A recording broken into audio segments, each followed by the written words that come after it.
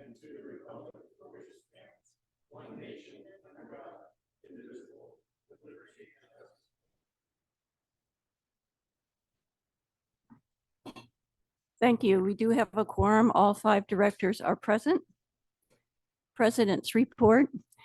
I would like to thank so many people for all of their efforts during this past couple of storms that we had, especially Friday with all the flooding and everything. So I think that our fire chief, CAL FIRE, the county, the Office of OES, our healthcare district, many, many other agencies that helped us, and as well as the members of this community who paid attention, who took care of their neighbors and listened to all of the warnings that were put out there. I would also like to thank General Manager D'Enzo. He actually put on rain gear and was out there helping with the fire emergency road. I have photos of him that I didn't bring, but so I would like to say thank you. Throughout this event, we had some flooding in the trailer park that's on Main Street, and a emergency shelter was set in place for the Santa Rosa Church, and I thank the Santa Rosa Church for allowing that to be an evacuation center.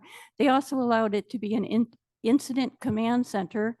I went down there to check it out, and we had a member of all of the agencies, all of our supporting agencies were there, as well as Supervisor Gibson, who came to see what was going on, to see what he could do to help us.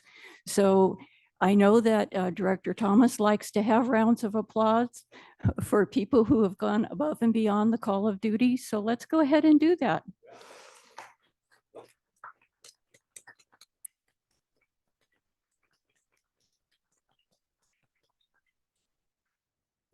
And if I left anybody out of that list of people who did an outstanding job during all of this, I apologize, but we thank you too.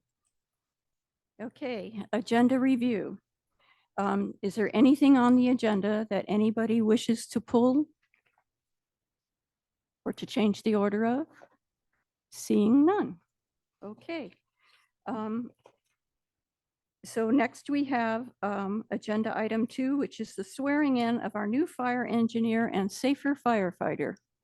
You want to go ahead, Chief Vincent? Terrific. Madam President, Board of Directors, and the community of Cambria, I'm your Fire Chief, Justin Vincent, and I have the esteemed honor to swear in and badge 2 members of the Cambria CSD Fire Department. The swearing in and oath of office is required for all public safety personnel in California under Government Code Section 3102. This oath, as read and signed by the personnel, establishes the minimum standard of commitment required to protect and defend this country, state, and community. Simultaneously, these 2 members will be badged. The honor of being badged in a fire department is a cherished tradition that is a direct result of the hard work and dedication that these individuals put in to earn the opportunity to be a public servant in our fire department. To all the members of the Cambria Fire Department, this badge represents the trust that this fire department and this community has placed in your hands. Wear it with pride upon your uniform and never do anything on or off duty that will tarnish the trust this badge carries. This fire department, this board of directors, and this community trust you and support you. We are happy to have you as part of the Cambria CSD team. At this time, I would like to invite up newest fire engineer, Cliff Elgin, to the podium, in which I'm going to speak about him for a second, and then we will move on with this process. So please join me in welcoming our newest promotion, fire engineer, Cliff Elgin.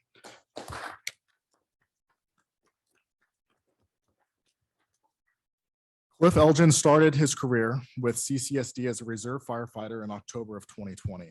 He was later promoted to a full-time SAFER grant-funded firefighter paramedic position. After a thorough testing and interview process, I am happy to announce his promotion and appointment to the rank of fire engineer as of February 2nd, 2023. Fire engineer Elgin is a licensed paramedic and holds an associate's degree in paramedicine. He continues to work part-time for San Luis Ambulance during his off hours to keep sharp on his paramedic skills. He is a United States military veteran, serving 5 years in the United States Navy as a machinist mate second class from 2012 to 2017. He is highly respected by his peers and is an amazing asset to the Cambria community. Today, he will be badged by his significant other, Sarah. So if I can have you come on up and I will bring the badge.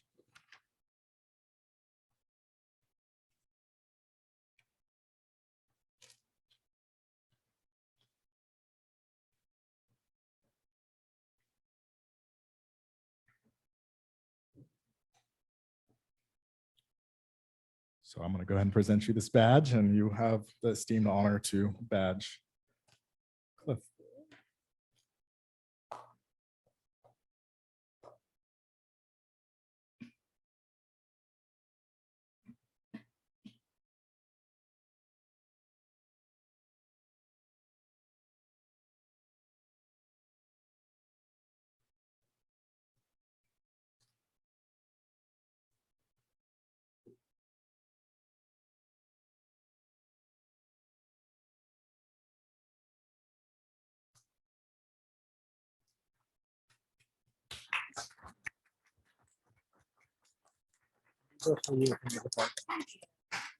Well, at this time, Cliff will take his oath of office. So Cliff, if I can have you raise your right hand and repeat after me.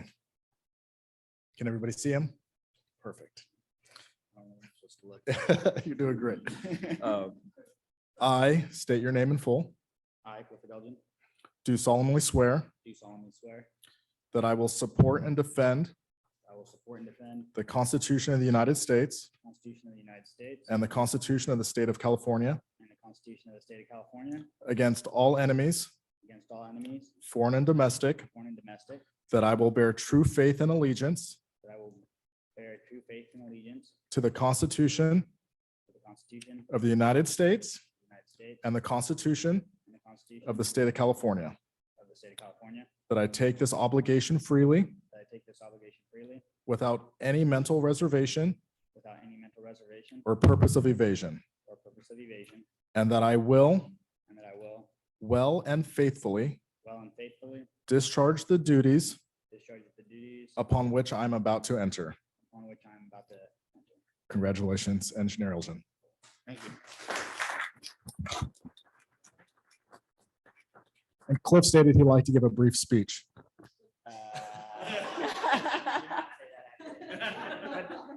But thank you, everybody.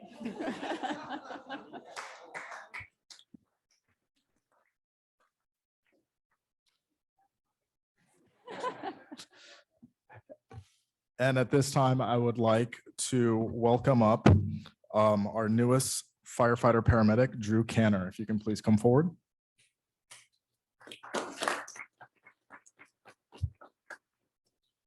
So with the promotion of Cliff from firefighter to engineer, we had an opening for firefighter paramedic, and we were so pleased to bring on board Drew Canner. Firefighter paramedic Canner officially started with Cambria CSD Fire Department on February 10th, 2023. He replaced firefighter Cliff Elgin upon his promotion to engineer. Firefighter Canner brings over 10 years of public safety experience to Cambria CSD Fire Department. He began as a lifeguard for the city of Laguna Beach in 2010, worked several years as a reserve firefighter for the Morro Bay Fire Department, and worked several years for San Luis Ambulance. He attended the Fire Academy at Allen Hancock College and paramedic school at Cuesta College. We are excited to have him as part of our CCSD family and look forward to his service to our community. Today, he will be badged by his fiancee, Anna. Anna, if I can have you come up.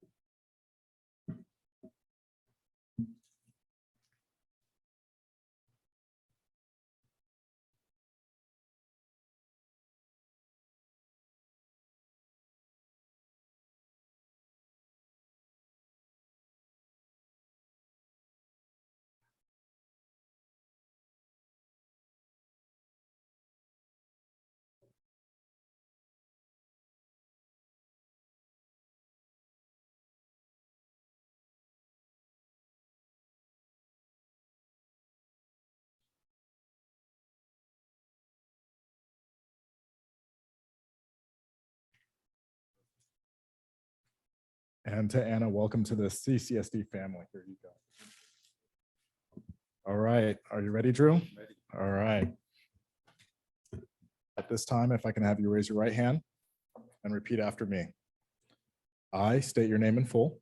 I, Drew Canner, Do solemnly swear do solemnly swear that I will support and defend the Constitution that I will support and defend the Constitution of the United States of the United States and the Constitution of the State of California and the Constitution of the State of California against all enemies, against all enemies, foreign and domestic, foreign and domestic, that I will bear true faith and allegiance that I will bear true faith and allegiance to the Constitution of the United States to the Constitution of the United States and the Constitution of the State of California, the Constitution of the State of California, that I take this obligation freely that I take this obligation freely without any mental reservation without any mental reservation or purpose of evasion, or purpose of evasion, and that I will and that I will well and faithfully discharge well and faithfully discharge the duties upon which I'm about to enter. the duties upon which I am about to enter. Congratulations, firefighter Canner. Thank you very much.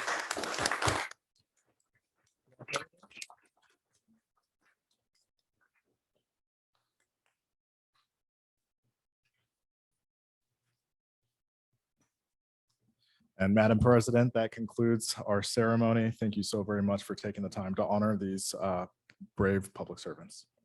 Thank you. And thank you to our two new firefighters or promoted firefighters as well. Much appreciated, and we appreciate your service to our community. Thank you.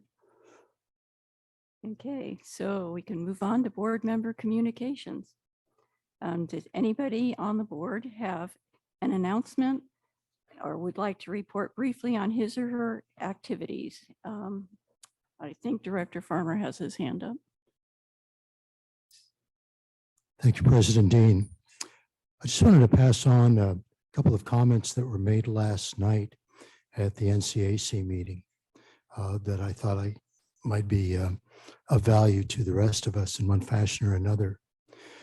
So Beth Kendall, who is the agricultural representative to the NCAC, has lived on Santa Rosa Creek Road for many years, used to have a booth at the farmer's market. And she commented last night on the fact that she had talked to a number of the ranchers that live out on Santa Rosa Creek Road, and that in the decades that many of them had lived there, they had never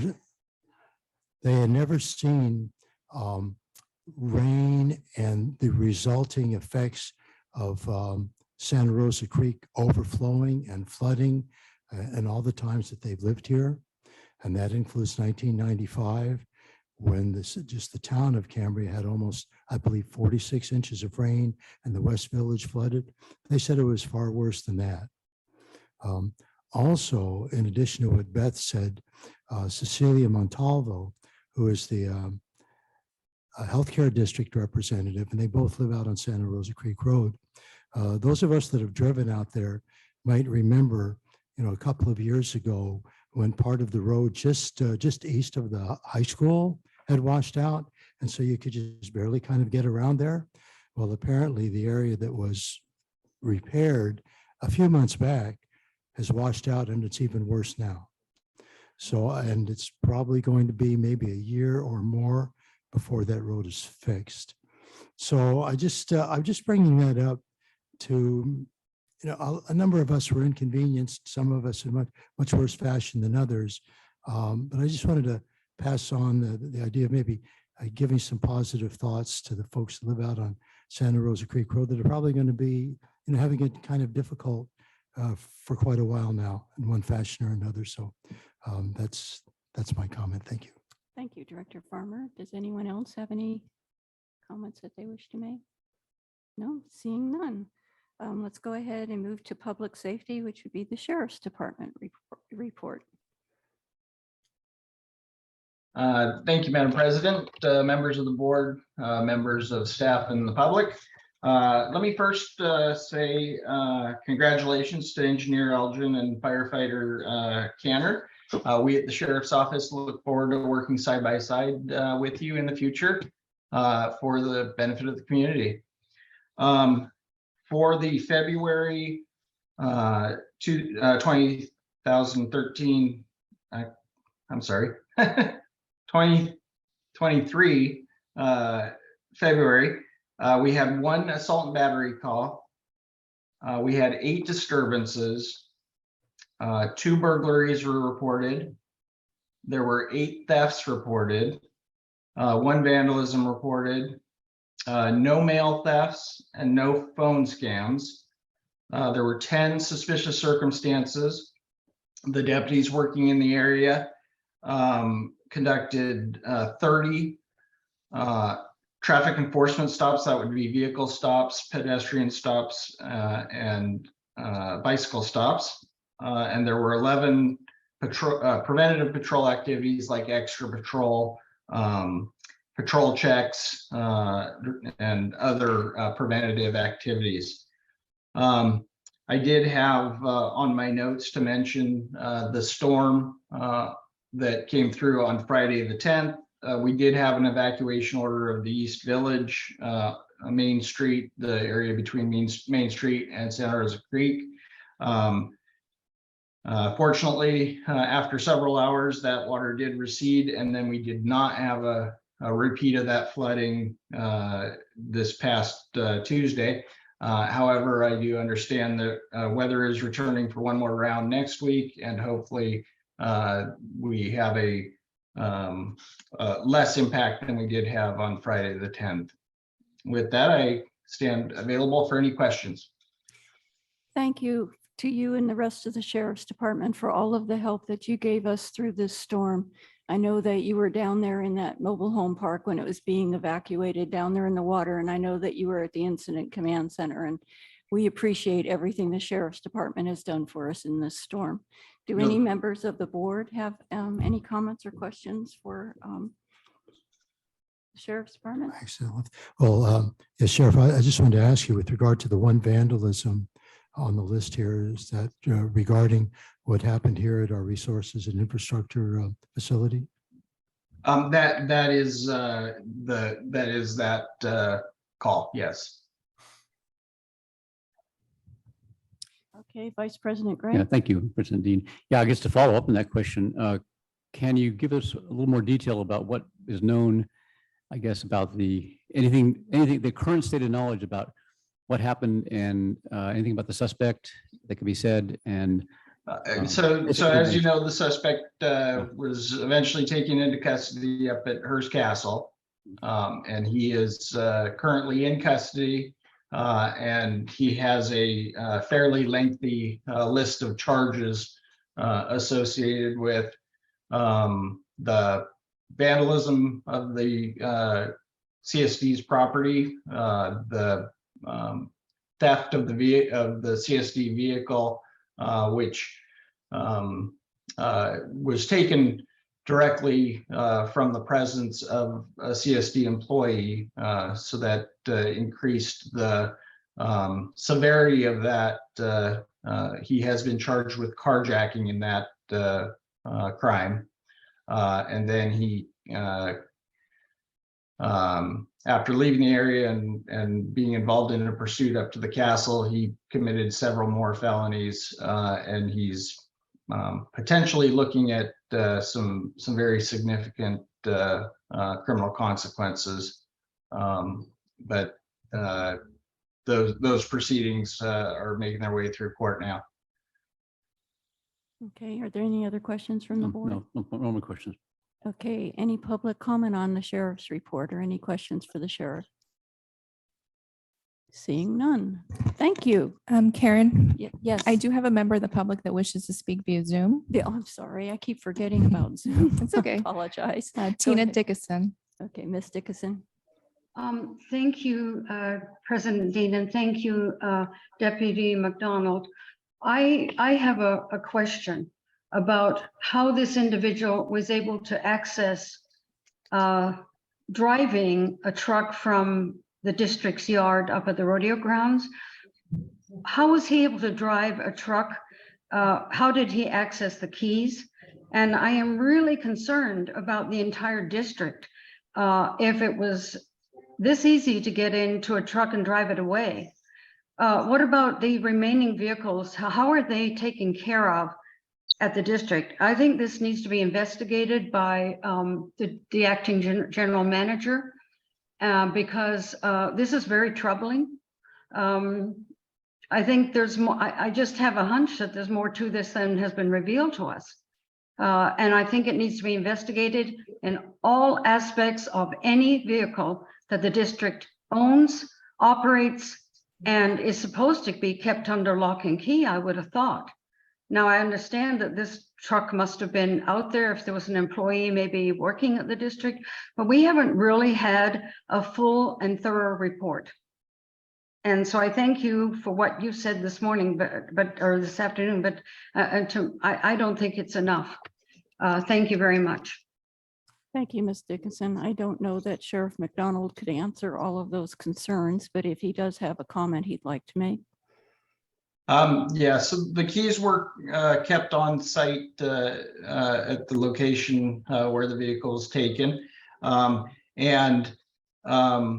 Since that event, I have spoken with the acting general manager, and we have arranged, we had that conversation very shortly after the event. And so we are working with the district to evaluate security of all of the facilities operated by Cambria CSD. We're providing extra patrol to those facilities. As well as working with the district to identify ways of making those more secure. It's called target hardening to help keep an event from like this from happening in the future. Okay. Thank you, Sheriff McDonald. Okay, if that is it, do we have any more public comment, Ms. Dodson? I do not. Okay, and nothing from the audience, I see. Okay. Let's move on. Thank you. Thank Let's you. move on to, and thank you again for all the help you gave us through this storm event. Thank you. Also, we have next on public safety, the CCSD Fire Chief's report. Thank you, Madam President, Board of Directors. I'd like to first start with, again, recognition to all of the people that were involved in this most recent storm event. I'd like to definitely recognize the firefighters from the CCSD Fire Department and the union. Their tireless service, their willingness to come in on overtime, to not question it, to be here as long as it takes to mitigate the problems at hand. I would like to take special recognition to Fire Captain Emily Torlano, who stepped up in the role of incident commander. Typically, that would be my role, and I was super proud of her to step into it. Unfortunately, myself and Captain Berkey were the only two qualified swiftwater rescue technicians. Therefore, I had to go into an operations role, and she stepped into the command role. We were able to successfully rescue 14 people from their houses, it was absolutely because of the great teamwork between us and the Sheriff's Department especially. We went into a unified command post in a unified command scenario, and it was just honestly the system working as it was supposed to. I'd like to also give a very special recognition over to our acting general manager. I know it's been said multiple times by our firefighters. They were blown away to see him out first thing in the morning in rain gear, asking, how can I help? Anything you need? We were just very impressed with his leadership throughout that storm. We definitely worked again to have a positive messaging going out as much as possible through Facebook. And I'd like to give a special recognition to Haley Dodson, who was able to take those messages and reshare them for the fire department across multiple social media avenues. That was extremely helpful to the public. If we can get those pictures and information out, then they can stay home and not wonder what's happening around them. They were all informed. So I'm proud to say that, again, there was no storm-related injuries or deaths in Cambria, and not all jurisdictions can say the same thing. So I think it's just big hats off to the community for heeding the warning and being prepared, and a big hats off to the first responders that were out in the field doing what had to be done. I will say a big thank you to this board, very, very big thank you to this board. Our rain gear came in that you guys approved back in January, 2 days prior to this event. That was crucial. Our rescue PFDs and water rescue gear came in 2 days prior to this event and was put straight into use. Our brand new Zoll heart monitor came in, and we were able to upstaff that second fire engine to make sure that we could keep fire services available in Park Knowles. So again, your guys' intervention and listening to the needs of the fire department paid dividends in this scenario and truly affect a lot of people's lives. So big thank you to the board of directors. And from there, I'll get on to the statistics of February. Okay. So February 2023, our call volume, we responded to 2 fires, 48 EMS and rescues, 6 hazardous conditions that did not involve fire, 14 service calls, 13 good intent calls, 3 false alarms, 1 severe weather disaster. I'm sure that number is going to rise in March. And for a total of 87 calls. From the EMS patients that were transported from Cambria, 37 were residents, 7 were non-residents. So today, as I've been doing for the year of 2023, I've been bringing a little bit of education and knowledge to the board and to the community about a different aspect of the fire department here in Cambria. And the thing I'm going to talk to today is ISO ratings. I know that with a recent reclassification of most of Cambria into the severe or the very high fire hazard zone, it's brought a lot of attention to, 1, some of the concerns that come along with being in a very high hazard zone, and 2, what does this mean for our insurance? And one of the aspects of insurance for your home or for your business that a lot of people are not aware of is an ISO rating. So what an ISO rating is the Insurance Services Office. It's also referred to as the Public Protection Classification. So what is an ISO rating? Your ISO's fire rating is a statistical determination made by the insurance industry to determine how well they believe your local fire department can protect your community and home. Insurance companies use the score to help set home insurance rates, as a home that is less likely to be severely damaged or destroyed by a fire is cheaper to insure. However, the impact of your area's ISO score on your homeowner's insurance policy varies by insurer. What's more, ISO does not publicly release scores, so it's not easy to look up your area's score or how it impacts your insurance rates. It's very interesting. Most people can't just Google, you can Google search almost anything online. One of those things you can't just Google search is your ISO score. And as we're all now taking a stronger look at our insurance and the cost of insurance, and some people have either seen in this community their insurance policy not being renewed or insurance rates going up with their renewals, the question of why comes to their mind. And so better understanding ISO and making that as transparent as possible is really our goal in the fire department. So an ISO fire rating, also referred to as the Public Protection Classification, is a score from 1 to 10 that indicates how well protected your community is by the fire department. In the ISO rating scale, a lower number is better. 1 is the best possible rating, while 10 means the fire department did not meet the ISO's minimum requirements. So those minimum requirements are, is your home or business that's being insured within 5 miles of a fire station? And also, are you within 1,000 feet of a water supply? So those are the very minimum requirements for an ISO rating for your property. So ISO ratings are numbered from 1 to 10, and they measure the quality of fire protection in the community. They're assigned by a company called ISO, and they're also really used as a benchmark for fire departments to determine, how well are we doing based upon not just community input or how well are we liked in the community, but statistically based upon the variables of fire growth and being able to put out a fire based upon the insurance company's statistics that they use for risk. How well are we doing? So the way the scale works is there are 4 main criteria to comprise the final score.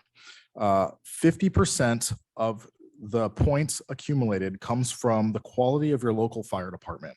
This includes staffing levels, training, and proximity of the firehouse. So in some communities, you'll hear them talk about the need for a second fire station.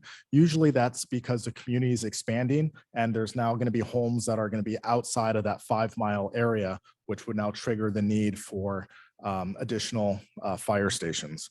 Not really an issue here in Cambria proper. We're able to make that 5-mile radius to everything within our district. So 40% comes from availability of water supply, including the prevalence of fire hydrants and how much water is available to put out fires. And then 10% of the points comes from the quality of the area's emergency communication system. So that's the dispatch center. There is 5.5 points of extra credit, which comes from community outreach, including fire prevention and safety courses. So any area that is more than 5 driving miles from the nearest fire station is automatically rated a 10. So how does it affect your homeowner's insurance? Home insurance companies offer lower rates if you have a good ISO rating because a well-prepared fire department should be able to put out a house fire more quickly. However, your rating impacts your homeowner's insurance premiums varies by insurer, and it's often only one of the many factors that's considered in regards to fire safety. For example, some companies ask about your home's proximity to a fire station or a fire hydrant, as well as whether you have a fire alarm or a sprinkler system. Some insurers, namely State Farm, do not even use the ISO score to set homeowners insurance premiums at all. Instead, they use their own metrics based on factors like historical fire data. So Cambria, how do we rate? Cambria is currently rated ISO 4x. So we are rated 4 out of 10, with 1 being the highest, 10 being the lowest score.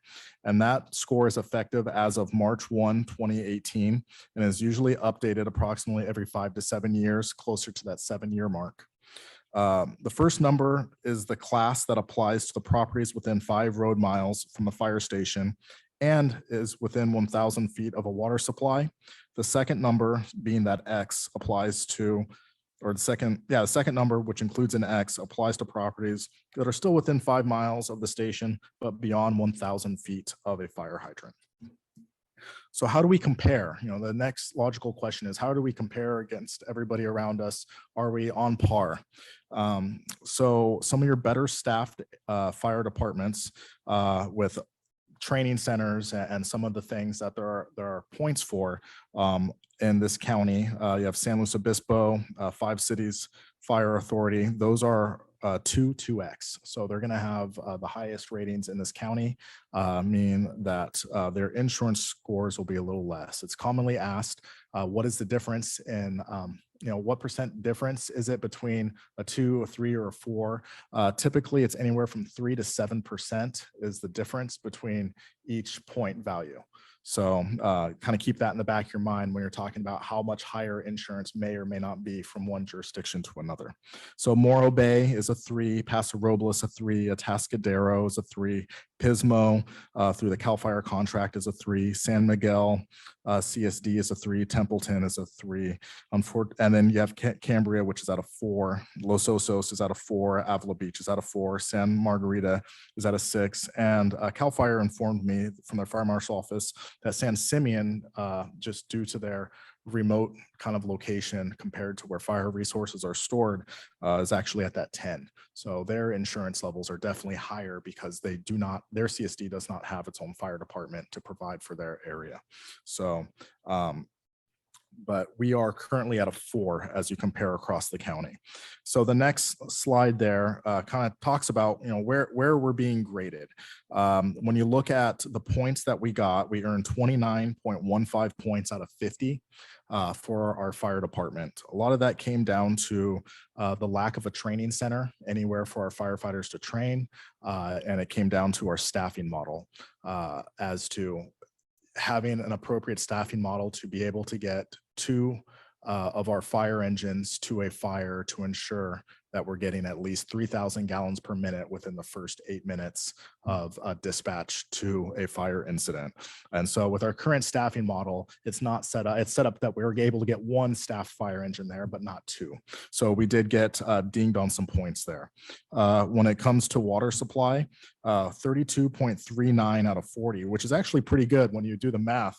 We're at a B, and really where we lost a few points there was as a district or a fire department, or however we want to look at it, we haven't been doing annual or recorded. We could not produce records of annual inspections on every single hydrant within the district. So they would like to see every single hydrant, not just key locations. They would like to see that done on every single hydrant on an annual basis. And that would make up some of the points that were lost there. But overall, that's actually a very, very good water supply, especially when you're considering how hot topic water is here and the drought situation. We have a very good water department when you look at the points. Communications is really outside of our ability to affect, as we got 7.25 out of 10 because we contract that out to CAL FIRE. So CAL FIRE does the dispatch for almost the entire county. And I will say I would expect that number to go up a little bit because they are building a new joint dispatch center. They've increased their training, they've increased their staffing. So our next review by 2025, I would assume we'll gain a few points, but there's really not a whole lot of points there to gain. There's only 10 points out of the total 100. And then prevention, I will say something that we really kind of should be proud of. We did get a lot of extra points for some of the work that's been done by Fire Safe Focus Group, by our CERT team when it comes to chipping programs and public education. And then it's also the adoption of the fire code. They asked, have you adopted the most recent fire code? They make sure that you have all of those things done. And really it's the public education portion and the chipping portion and the fire safe focus. And I'd like to recognize former Chief Bob Putney, who has helped us become a FireWise community. Those things gave us some little bit of extra credit. But in the end, we totaled 68.55 points out of the possible 105.5, or the 68%. We would need to get above a 70 to be a class 3, and then we would need to be above an 80 to be a class 2. And obviously 90 would be a class 1. So where can the CCSD invest to increase the ISO rating for Cambria? The two largest areas for point accumulation in the calculations are on the fire department's capabilities and the water supply. These two sections make up 90% of the score. So Cambria contracts out dispatch services, therefore there's really not much we can do there. The largest point investment needs to really be made underneath the fire department when you look at how many points there are to be gained. The largest loss of points came in the credit for deployment analysis. We received 6.32 out of the possible 10. And then credit for company personnel was the biggest loss, 6.39 points out of 15. So, and then there was another big loss for credit for training, which is 4 out of 19. And a lot of that came down to not having a training center anywhere near us on the North Coast for our firefighters to actually keep in line with the annual training that they're supposed to be doing. We can only pretend so much in a driveway or spray a blank house so much. Those things are rated by the insurance company. So water supply, credit for inspection and flow testing, we got 2.4 out of 7 points. That's something that could also be addressed with some good teamwork between fire and water as we move forward and try to get some good records in place before the next ISO. So the 4 different ways that we could potentially invest to try to increase to, at minimum, get to a 3 to be much similar to our other counterparts is fire department staffing model. If we adjust the staffing model to be able to deploy 2 CCSD engines to every fire, that would assist in gaining points in one of the needed areas. Increasing the staffing number to 4 on duty daily, such as 3 captains, 3 lieutenants, 6 engineers, we would be able to put 2 two-person engines out the door to the fire, which would affect our ISO score, because at that point, we're able to bring in over 3,000 gallons per minute on the initial attack to a fire, which is what they're looking at. Can you get the amount of water necessary to put out a house fire there in a timely manner?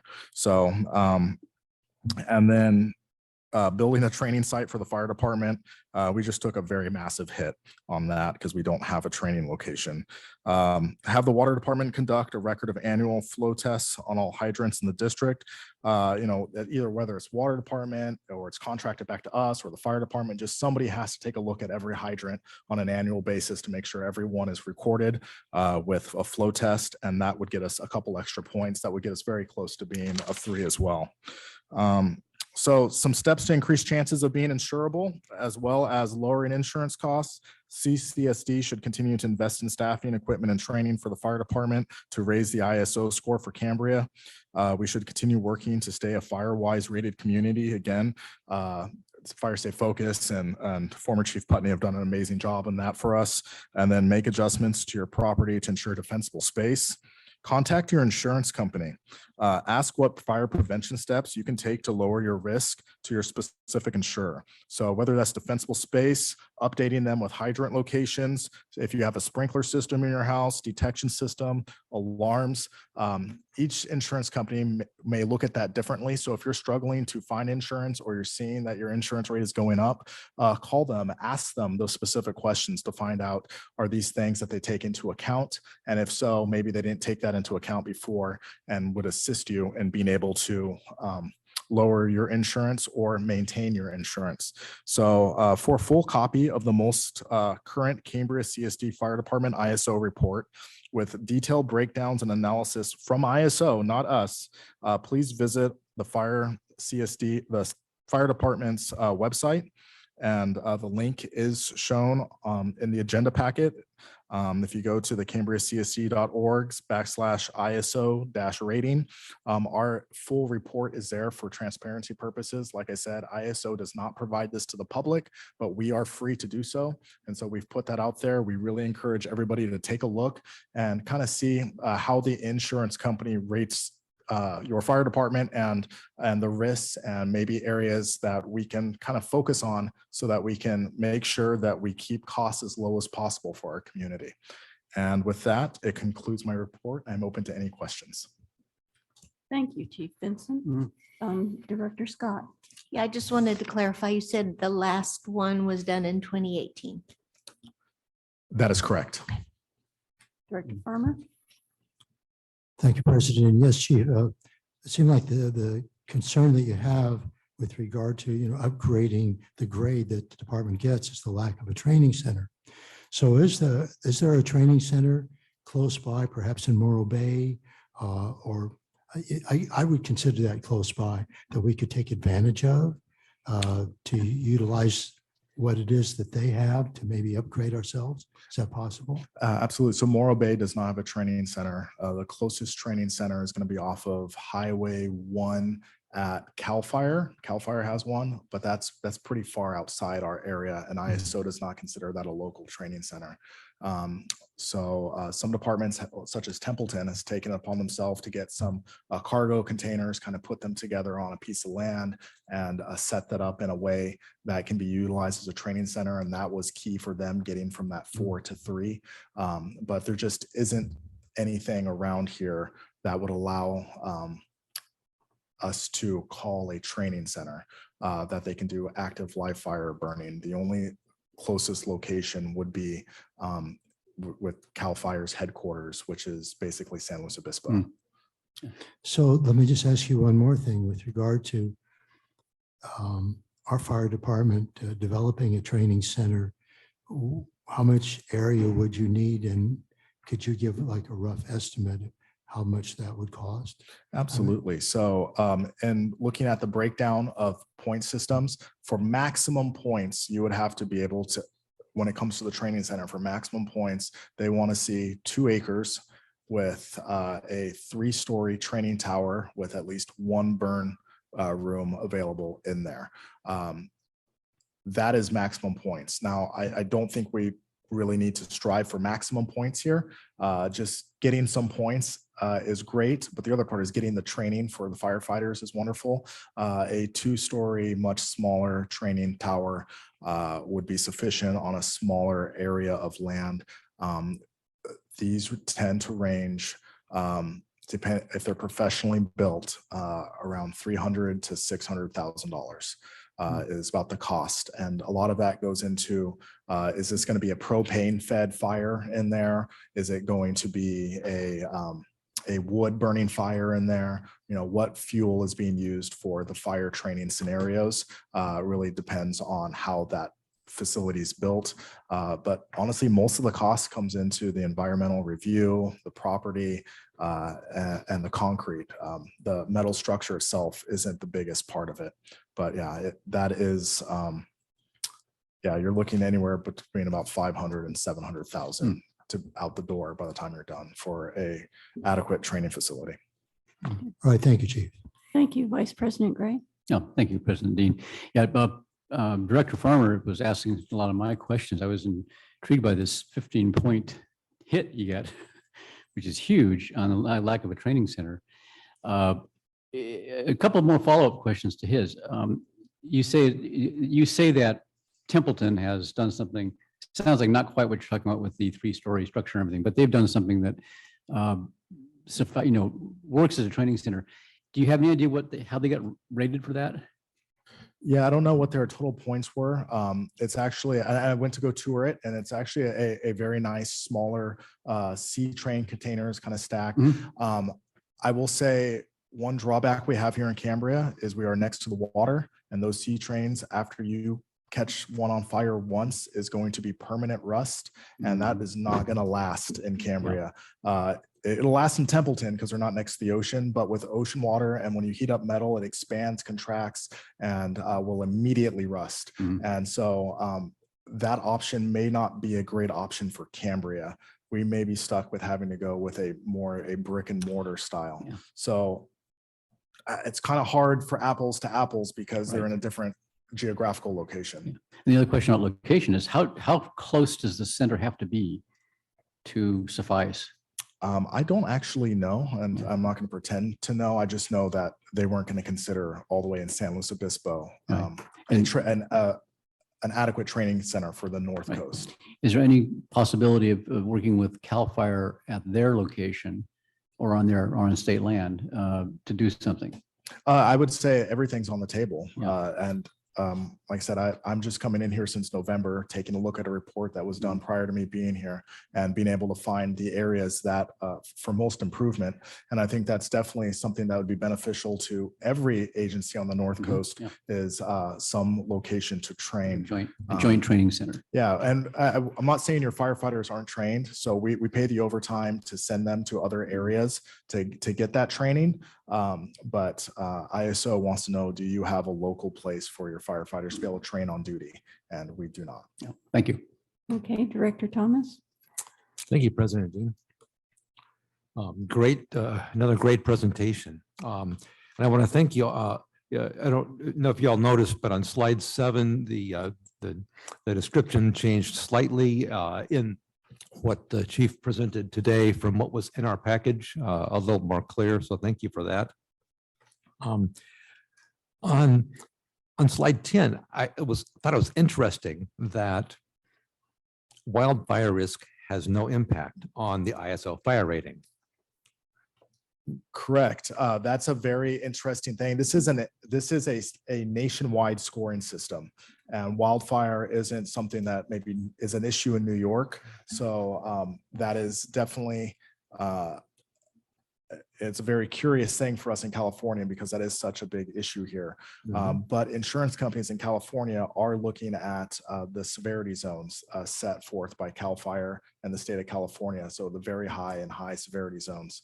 But yes, because this is a nationwide score and wildfire isn't a nationwide issue, it's not actually part of the scoring process. Thank you. 2 or 3 other issues. The 5-mile radius you mentioned, does that include the radius from Fire Station 2 by the wastewater treatment plant? I do not know. I don't know if they're utilizing that I wouldn't think so. But it is 5 driving miles. So it's not just 5 air miles, it's 5 driving miles. And I do know in looking at our maps and mapping out our farthest points, we actually can cover everything in Cambria from our Burton Drive station. Thanks. And on the training, on slide is it 16 or 17? Yeah, on slide 16. As I understand it, the credit for training, this means that we lost 4 points out of 19 points, correct?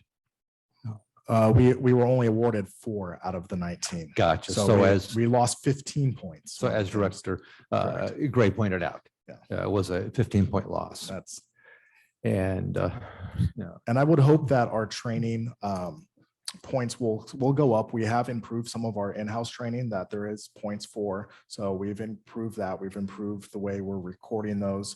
We're making sure that this board has approved a higher training budget than was normally in place. And so all of our new hires are getting the state certification levels that are looked at by ISO. So there is other ways of improving that as well. And we're taking advantage of every way possible. It's great. It just comes to mind a week-long fire training course I attended in my first role as a superintendent in the pipeline business, and it was at a national fire school where they had the equipment was it was extensive there, and the ability to attend a fire school like that was really beneficial. And I can't imagine us being able to fund a fire school of that caliber. And so I feel that the trade-off between what I would call chasing points and doing the right thing, both for Cambria's readiness and the financial prudence. So not something to be answered, just something I wanted to bring up. Also, yeah, and I appreciate Director Farmer bringing up the NCAC meeting discussion last night. Worth watching for those who haven't. Great discussion facilitated by John Nylon and the whole NCAC on fire danger mitigation. A lot of discussion about how to reduce the potential hazards, the potential sources of ignition on both developed lots and undeveloped lots. The interesting dilemma, how did John put it? Conundrum? It was a great word, but the fact that CCSD fire department is accountable, responsible for fighting the fires, yet while our fire department has authority over the unimproved lots, the fire department currently does not have authority over the improved lots. And discussion about, well, it could be more likely that sources of ignition may be more likely on the lots with humans than the lots without humans. And also a lot of discussion about prevention. And I didn't hear anything about the need for a fire marshal in the staffing. And that is something I think I've heard before. So just a brief comment on that, and that's all. Yeah, Thank you. If I can just be real brief, those are all really good points. This is only concerning insurance risk and point of view. When Yes. you're looking at the totality of your fire department and needs for response and community risk, I think we take a more global look. But as what actually affects all of our residents here and our taxpayers, insurance, everyone looks at their insurance bill and what am I paying for and why is it so high?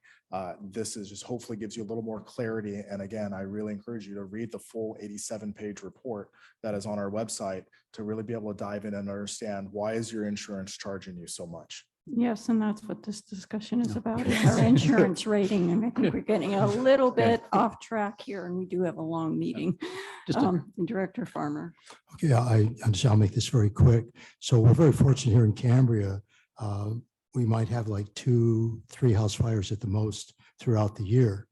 So I just want to ask, with regard to affecting insurance rates, is there a way of getting any type of grant funding for a training center, number one? And is there any way of connecting with insurance companies? Because it's to their advantage to have something like this, to improve the ratings, so lowering the cost of fire insurance? Is there any way of connecting with them to pursue the needs of the community in that regard? Yeah, that's a very novel concept I've never thought of connecting with them. I've never heard of that. I do know they do sponsor, such as State Farm sponsors arson investigation dogs. So in other ways that they do support fire prevention efforts more on the enforcement side, because if they can say it's arson, then they don't have to pay. And so they do have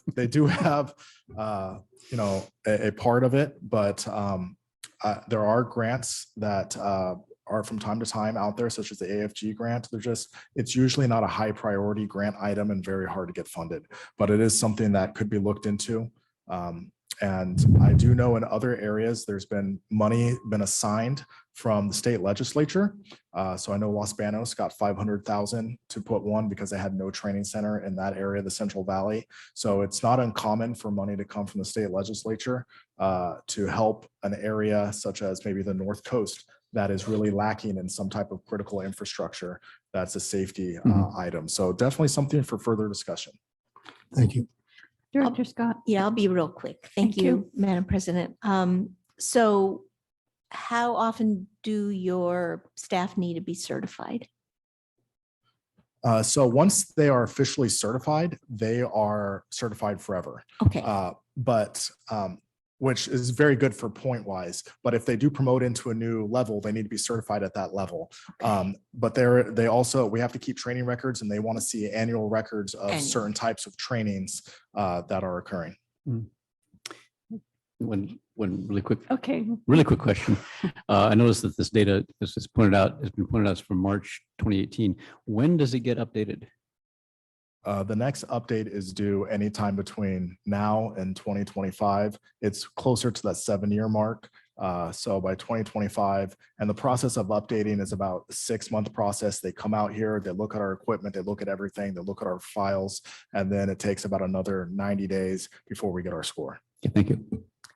It's interesting you mentioned arson dogs, because my brother, as Deputy State Fire Marshal in Maine, also has a sideline trained arson dogs. So just, okay, I think we have some public comment on the chief's report. Yes, Tina Dickinson, followed by a written comment from Jeff Wilson. Okay, Ms. Dickinson. Thank you, President Dean. After listening to this presentation, numerous presentations over the years, all of this just speaks to me and some members of this community, I would think as well, that we need to contract with CAL FIRE. This is a small town. 1,500 of the residents are here part-time. And yet you look at the reports by the fire department of actual fires, issues where CAL FIRE is there on almost every call. And when we have had fire issues that are beyond the CFD's ability, if CAL FIRE is there, they bring in the tanker planes. And I think the answer to this, because then you don't have to worry about a training center, because those CAL FIRE firefighters would already be trained, and they have a training centers. I really think we would need to go back to about 8-10 years ago, when the chief of the fire department in San Luis Obispo gave an excellent presentation of what they would be capable of doing if we contracted with CAL FIRE. I mean, this just makes no sense to keep promoting month after month after month. With all due respect to you, Vincent, you've done some great things, but all I see is coming hundreds of thousands of dollars since you arrived 4 months ago. And this is beyond what our district needs. You want to talk about defensible space, then do something about it. There's overgrown in homes all around Cambria, fire hydrants that you can't even see because shrubbery has covered them, or the road is cracking underneath the fire hydrants. So please work it out between you or CAL FIRE, who's to do these inspections, but something needs to be done that is not getting done. And now we hear about maybe 500 to 700,000 for a training center. It isn't necessary. And I think we need to look at CAL FIRE in the future as being a contracting with them. Thank you. Thank you, Ms. Dickinson. You said you had a written public comment, Ms. Dodson. Yes, it's from Jeff Wilson. Regarding the fire report, specifically the ISO ratings, my recommendation is to conduct another ISO rating. The last one, according to the link provided, was 2017 with a suggested updating every 5 to 7 years. It has been 6 years, so it would be appropriate to obtain an updated rating with specific area scores from which to make more informed decisions on where to invest for improvements if they are needed. Thank you. Thank you. Do any members of the audience wish to make a public comment? I see two, Mr. Putney. Thank you, Madam President. Bob Putney, a resident of Cambria. The only thing I would add is that many residents don't know that because we are a National Fire Protection Association Firewise USA community, they need to ask their insurance company, have you credited us for being a Firewise USA community? Most insurance companies will not give them a discount on their fire insurance unless the homeowner who has the policy asks for it. They don't volunteer. So they need to tell them we're a Firewise USA community. Residents can find that by searching for Firewise USA, looking under current Firewise communities, and they can print out a certificate that says that we're current. That reduction goes anywhere from 0, the insurance company won't recognize it, to 10% reduction on your fire insurance. Thank you. Thank you.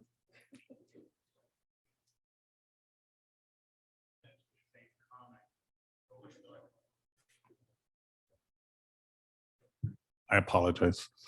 No, you can cruise right into the fire department. I handed their certificate, which took me 4 minutes at their office. Should put it on the line as a PDF. My insurance company gave me $100. So everybody should try it. Great, thank you. Did you want to give your name? Okay, thank you. You're not required to, but it does help me know who spoke. Thank you. Okay, do we have any other public comment on this? Yes, and I also wanted to mention that that is posted on our website, that certificate. Great. And it Thank has you. been for quite a few years. So the next member of the public that wishes to speak is Tony. Okay, go ahead. Good afternoon, board. My name is Tony Church. I've always had an interest in fire hydrants, and I have not seen a report from Mr. D'Anzo as to our current status. I'd like to know if the chief knows where we stand with regard not only to the maintenance, but also to the testing of the flow testing of the hydrants. Okay, Chief Vincent. Do either you or Mr. D'Anzo wish to respond to that? I have a table on page 39 on where we're at on our hydrant service. So. Okay, thank you. That's page 39 of our agenda report packet. Okay. Okay. Is there any other public comment, Ms. Dodson? I do not have any more. Okay. We can move on to public comment on items not on the agenda. And we are going to allow 3 minutes per public comment, and you can address the board on any item of interest within the jurisdiction of the board, but not on its agenda today. And due to the Brown Act, the board cannot discuss or act on items not on the agenda. We have Mr. Niffen. I'd like to speak on 6B. I was mistaken. I want to talk on Carlos. Okay, great. Thank you. Do we have any other public comment? I have 2 public comments to read. Okay. The first one is from Cheryl McDowell. Hello, board. A few of us on an ad hoc finance committee met on Tuesday to discuss and review administration department cost allocation for fire, facilities and resources, parks and recreation, wastewater, water, SWF are all components of that. The problem is Parks and Rec, also known as PROS, receive revenue from the general fund, a budget with 1.9 employees, which isn't true. I hereby request PROS be removed from the budget in its entirety. No standing committee should receive or have allocation of revenue. As far as the SWF, call it what you want, needs to be incorporated in the water fund. The formulas which are used to allocate costs based on the number of staff in each operation area needs to be reviewed annually. Thank you, Cheryl. Thank you. The second written comment is from Shelley Becker. The new board developed last summer for the Cambria Dog Park was supported by Carlos and his crew. Carlos acquainted us with slow posts in the previous board's past records. If it wasn't for Carlos and his crew, the dog park would not be the success it is today. Carlos's connection to the service district and his experience have been a huge asset. He helped update the bylaws, provide board meeting locations, and Zoom accessibility. Also, they've kept the dog park stocked with potable water, dog bag dispensers, and wood chips. Cambria Dog Park is a busy park used by locals and visitors. It is a great alternative for off-leash dog and human socialization and recreation. Thank you, Shelley. Thank you. Do you have anyone on Zoom that wishes to make general public comment? I do not. Does any other member of the public wish to speak on items not on the agenda? Okay, seeing none, we can go ahead and move to the manager reports. Mr. Dienzo, I think you're up first with the general manager report. Yes, thank you. I'll keep it brief. The only thing I want to mention on relating to the general manager's report is, just to tack on to what Deputy Sheriff McDonald already said, that the vandalism at the facilities and resources yard that took place on February 26, 2023 is currently a pending investigation. The district attorney has now taken up the case, and the police report is probably available for public request if anyone is interested in finding more details about it.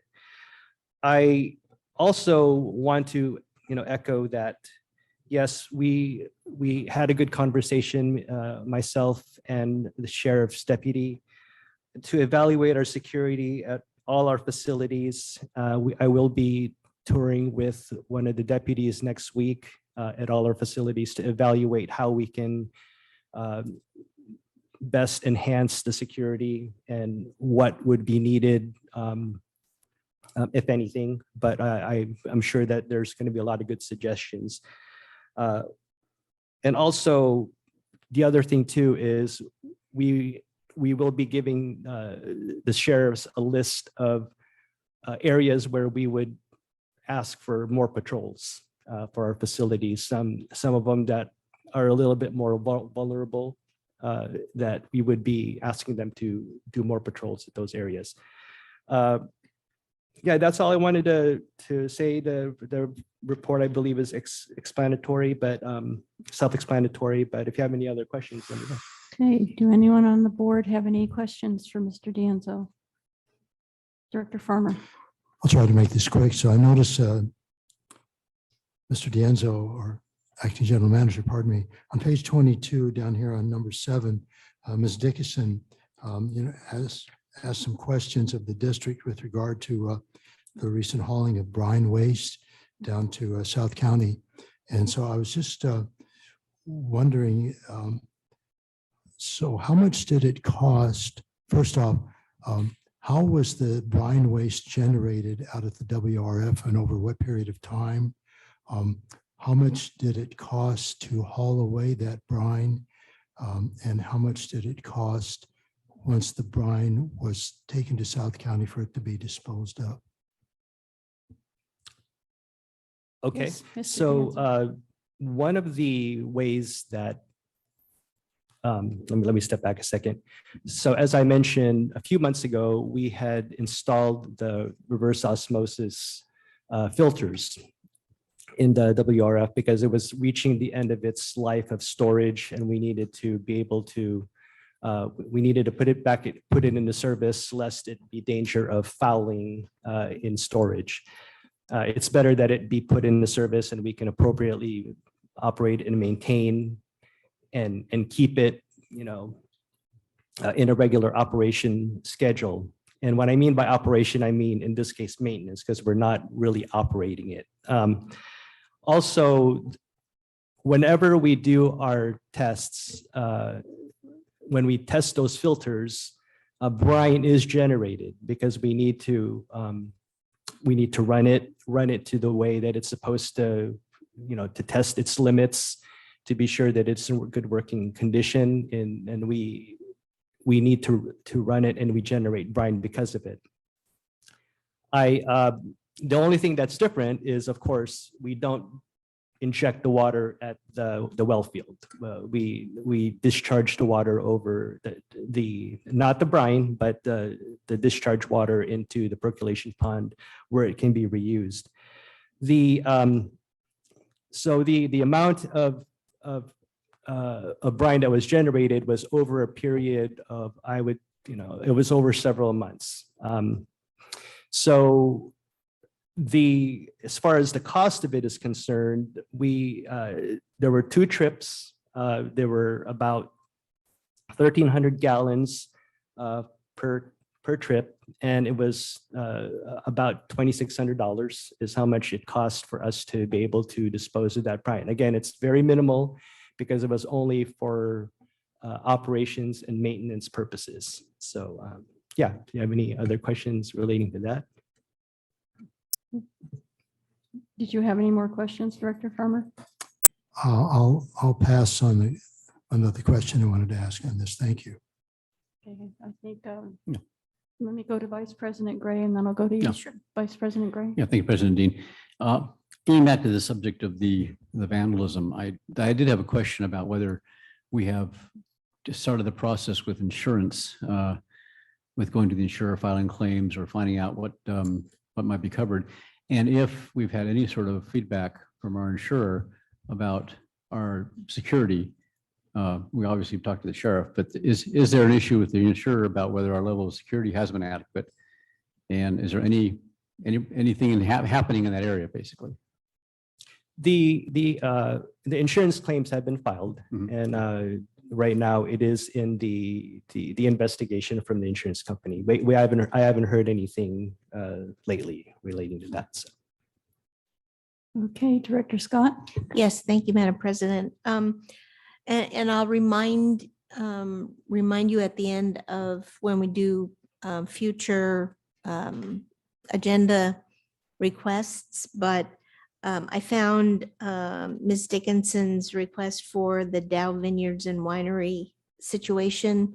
I'd really like to have that on the agenda in the future so that we can talk more about it. Thank you. Thank you. Did anyone else have any questions for? Okay, do we have any public comment? Yes, Tina Dickinson. Ms. Dickinson, go ahead.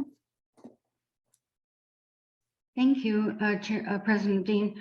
Yes, I did put in I submitted public records requests on the 9,000 gallons that was transported to the South End District, 4,500 gallons per truckload, which is the maximum legal amount in the SEIR. The district says they could carry 6,000 per truckload, but I've been investigating with Speeds Trucking for several years, and I did my own estimates of all costs associated with what was in the SEIR. This is the first time I've seen expenditures for trucking to South San of brine waste. And so the combined cost between Speeds Trucking and the cost of 11 cents per gallon at Oceano was close to $4,000. And why is it? I asked for any and all invoices for both hauling and for disposal. These are the only invoices in all of since October of 2014 that the district supplied me with. So why was it that just in November of 2022, the district had 9,000 gallons transported to the South End District? What happened to cause that? Why then, and not during operations and maintenance for keeping the plant in good condition, has it not occurred prior to that? And if it has, why didn't I receive it in my public records request? Thank you. Thank you. Do we have any more public comment?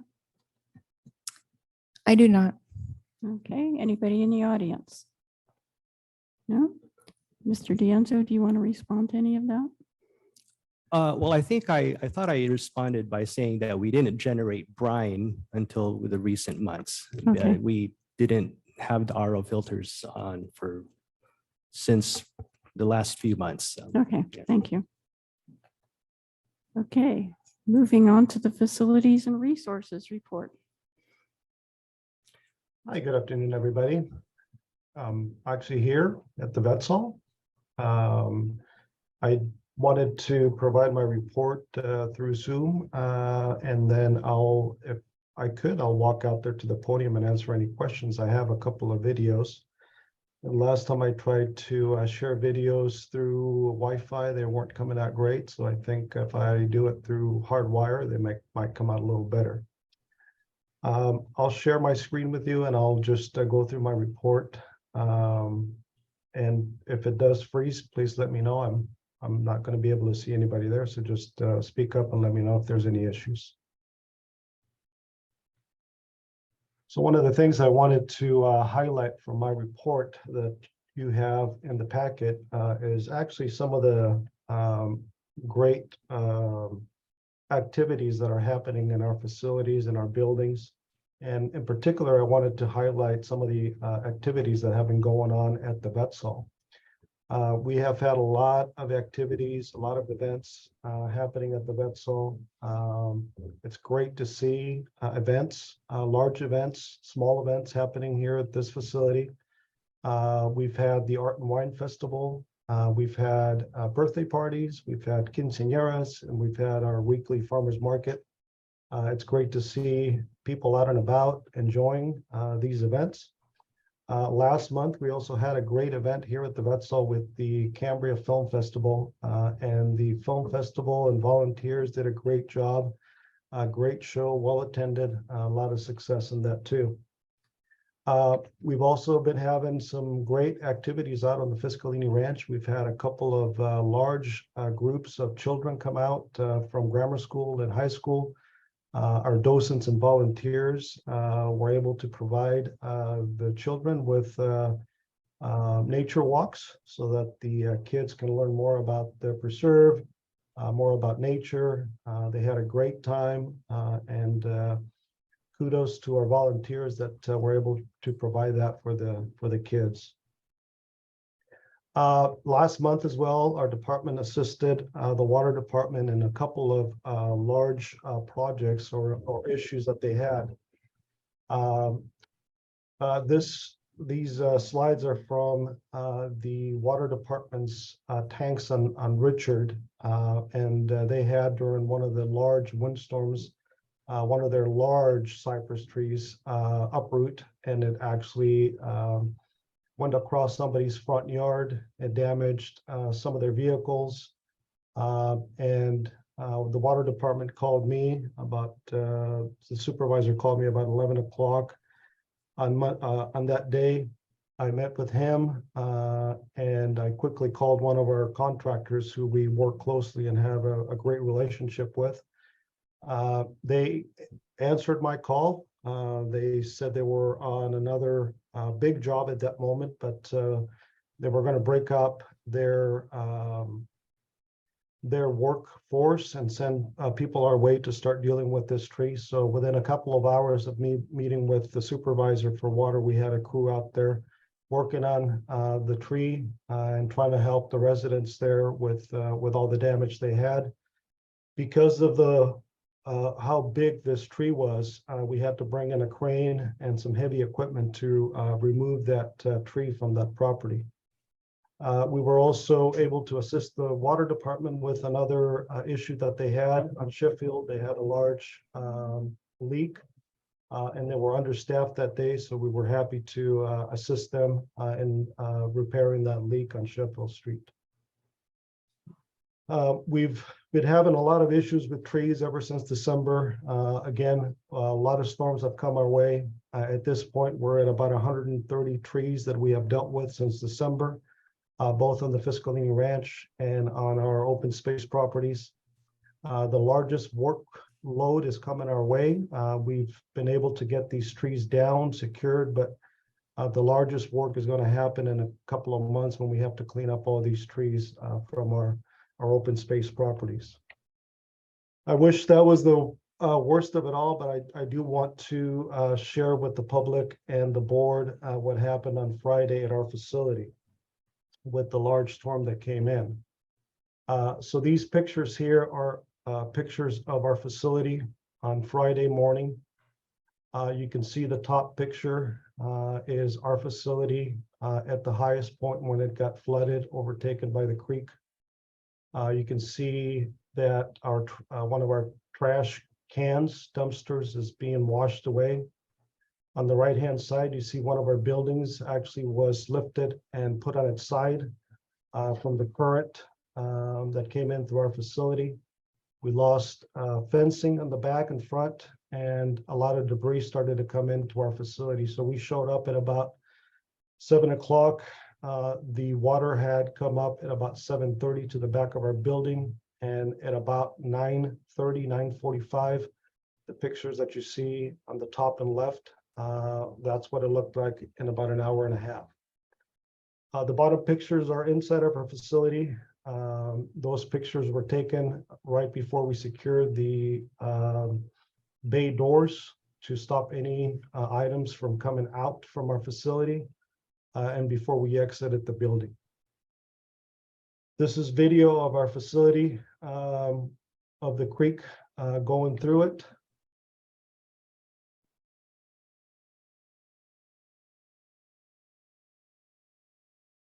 And you can see on the far video there, that same building now, it's fully on its side.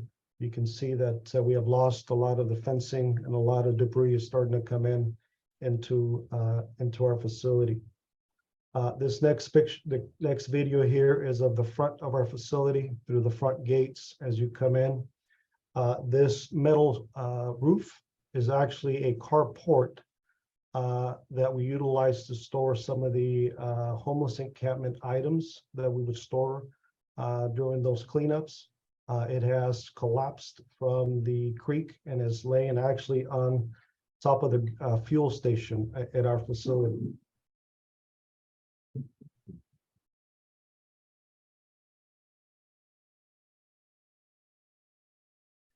I wanted to just pause there for a second just to bring up a couple of things from this picture here. On the far end, you see the creek, and our fence is no longer there, again, allowing debris to come in through our facility. This building here is the water department's pumps. The portion to the right is where we store some of our equipment. You can see that the door has been breached, and that is because there's a large log that has now gone through the side of that building and is actually inside that facility. The water department's generator is to the right-hand side there. It was already taken in water, and the water department has already brought out some folks to assess the damage to that generator there. But the reason I'm bringing up this log here is we were fortunate enough that the log didn't go into the water department's pump house, which could have easily gone there and caused a lot of damage. This is the aftermath of our facility once the water receded and we were able to get into the building, into the yard to see what had happened. You can see the carport there on the top of the fuel tank. You can see the debris, the asphalt that it got chewed up. And you can see the pictures on the bottom of our shop after the waters had gone away, and you see all the mud and debris that's in there. Now, we knew that the storm was coming. We obviously have gone through this 2 years ago. We had been preparing for this for some days now.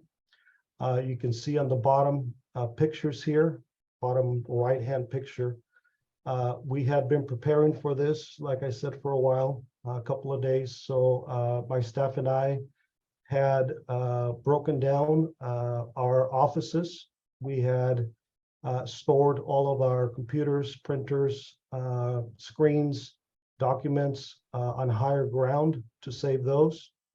We had been preparing our equipment to quickly be mobilized to a higher area.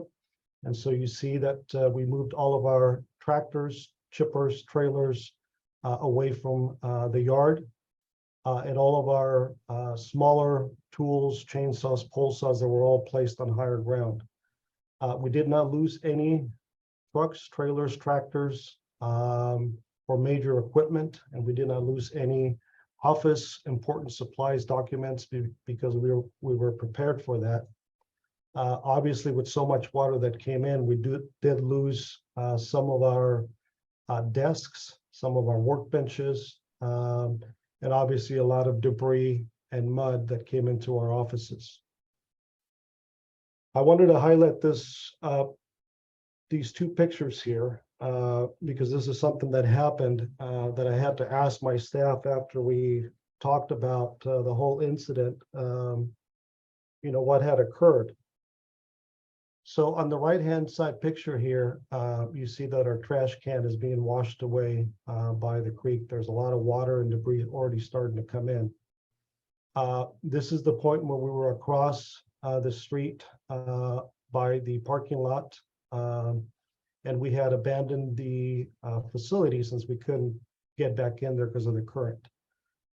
As we were on the opposite side of the road, one of my staff noticed that the propane tank had come loose from the foundation that it was sitting at. When I looked back, Martin, one of our facility staff, had already gone back in there, and you can see him in the far picture here in the orange suit. He had gone back in there with a chain and had walked back where the propane tank was to turn the valve off and to throw a chain on the propane tank to stop it from washing down into the creek. And so you see on the right-hand side, once the water had receded, you see the scarring on the post from the creek trying to take that propane tank down the creek. So we were fortunate enough that we were able to stop that propane tank from washing down. Because we were diligent in saving a lot of our equipment, this happened on Friday, Saturday morning, we were there in our facility, going over what could be saved or further saved. We removed most of the mud from inside the facility. And one of the issues or one of the concerns that the water supervisor and myself had is there was a lot of fencing gates that had collapsed. And so now we had a yard that was unsecured with fuel station and obviously critical infrastructure. So my staff and I worked through the weekend to haul away, chip, remove trees, debris that had come into our facility so that we could have the fence factory, which is there today, come out and start installing some fencing so that we could secure this facility. The last thing I wanted to mention to the board and the community is we also were able to do some work on the fire access road a couple of days ago. Obviously, we were expecting another big storm to come in. And myself and Alberto were out working long hours trying to get that road back into some, in a way that could be used both by vehicles and by our users on the ranch. And we were able to get that road pretty smooth for the next storm. So I'll stop my presentation here and I'll come up to the podium and answer any questions you may have. Thank you, Mr. Mendoza. We'll wait until you get out here.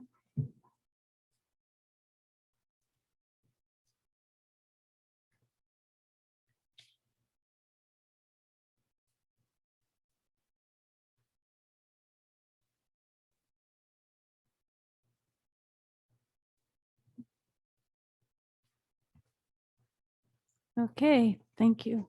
Any members of the board have any questions for Mr. Mendoza? Director Thomas. Just a comment.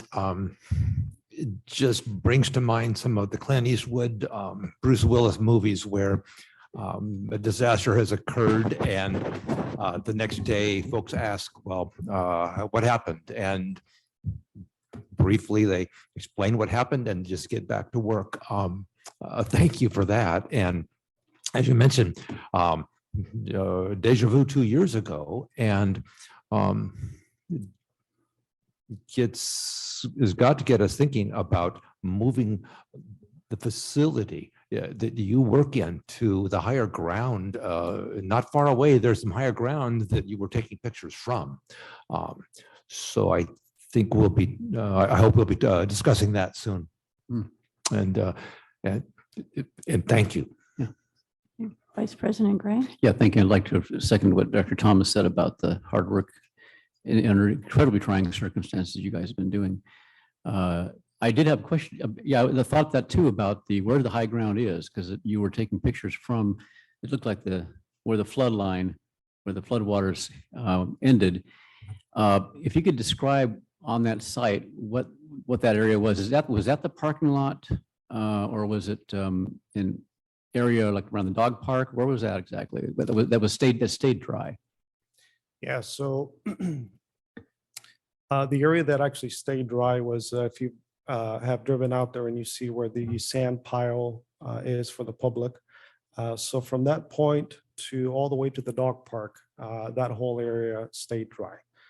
Past that, we did see water from the creek enter onto the East Ranch, but that whole area there remained dry, and that's where we were taking the pictures from. And one more question about the facilities there, the pump station, which is a very vital part of our infrastructure. How much was it under threat? You mentioned the log, but was there other things that were problematic? Yeah, well, I can tell you that the water department and myself were there on site that morning, helping each other out. Obviously, they have critical infrastructure there. We were there. I'm sure our utilities manager is going to speak about how close we came to losing that critical infrastructure, but I can assure you that the water department was very concerned. Okay, thank you. Thank you. Do we have any questions from the public for Mr. Mendoza? Okay, we have 3 public records requests. So if you want to hang around.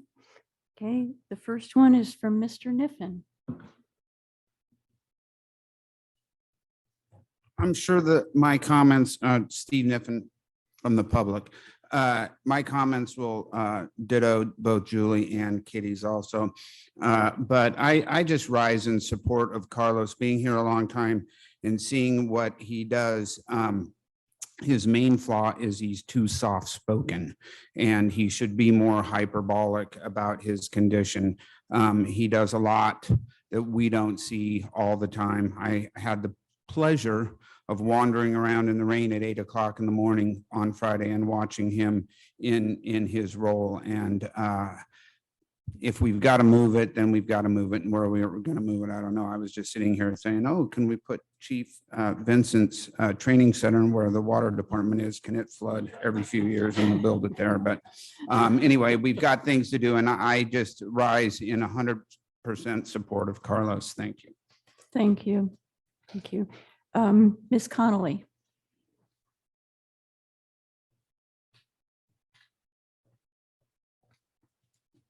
Hi, thanks for letting me speak. I'm Kitty Conley, the Executive Director of Friends of the Fiscalini Ranch Preserve. So we work very closely with Carlos and his team at facilities. I want to thank Carlos Mendoza, Alberto Novas, and Martin Garcia for all they did to protect our public assets. Their advanced planning based on their experience of the 2021 flood meant they could act quickly when needed while continuing their flood prep and regular work in the days before the creek's rising. While the flood damage was severe, the preparation minimized the loss of public property. What they saved is of vital importance to the Fiscalini Ranch Preserve and the community. Without their equipment and tools, they'd be hard pressed to care for Cambria's facilities, recreational and otherwise. The ranch would fail without them. Now it's time for CCSD to support facilities and resources team who were recovering from the flood just 2 weeks after their yard was vandalized. It took nearly a year to rebuild after the 2021 flood. During that time, the facilities staff had to endure barely adequate working conditions and environment. Not that they complained, but it was obvious. This time they need an equipped office and a temporary shop during recovery. For the next steps, I believe that rebuilding in the same flood-prone location is asking Cambria's to put good money after bad. This will not be the last flood. Moving the waterworks, facility shop, and offices out of the floodplain and onto the East Branch was covered under the EIR and Fiscalini Ranch Management Plan. So this was foreseen and has been approved. While securing grants to permanently move the facilities will take time, with the community park restrooms still not yet constructed, we have the opportunity to plan to tie the new facilities into that septic system, sewage system, sanitation system, while that's being planned. So I hope that the CCSD will extend the same care to its critical staff that those staff have provided to Cambria. Thank you.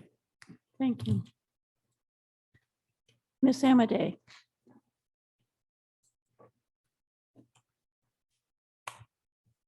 Julie Amadei, community member. And I just want to say right out of the gate, the tremendous amount of, I think I want to use the word compassion to Carlos. He has really stepped in, and I'm going to bring the skate park in for just a moment. We had we all can recognize this, precedent amount of rain come to Cambria, and that is clear damage that has been done. Immediately after it happened, of course, we saw the small little slide that went into the park area, and it really speaks to how important it is for us to take a look at infrastructures. And there are multiple infrastructures in this community that are not properly fortified or prepared for these type of disasters. Again, we just saw it. So I want to speak to the compassion that Carlos has had in leaning in to help with the grant, other grants that we've been working on, and how important this board needs to look at open recreation, all that's taking place with the park, the open space, supporting this department in particular. And I heard Steve mention all that he's doing that we don't see.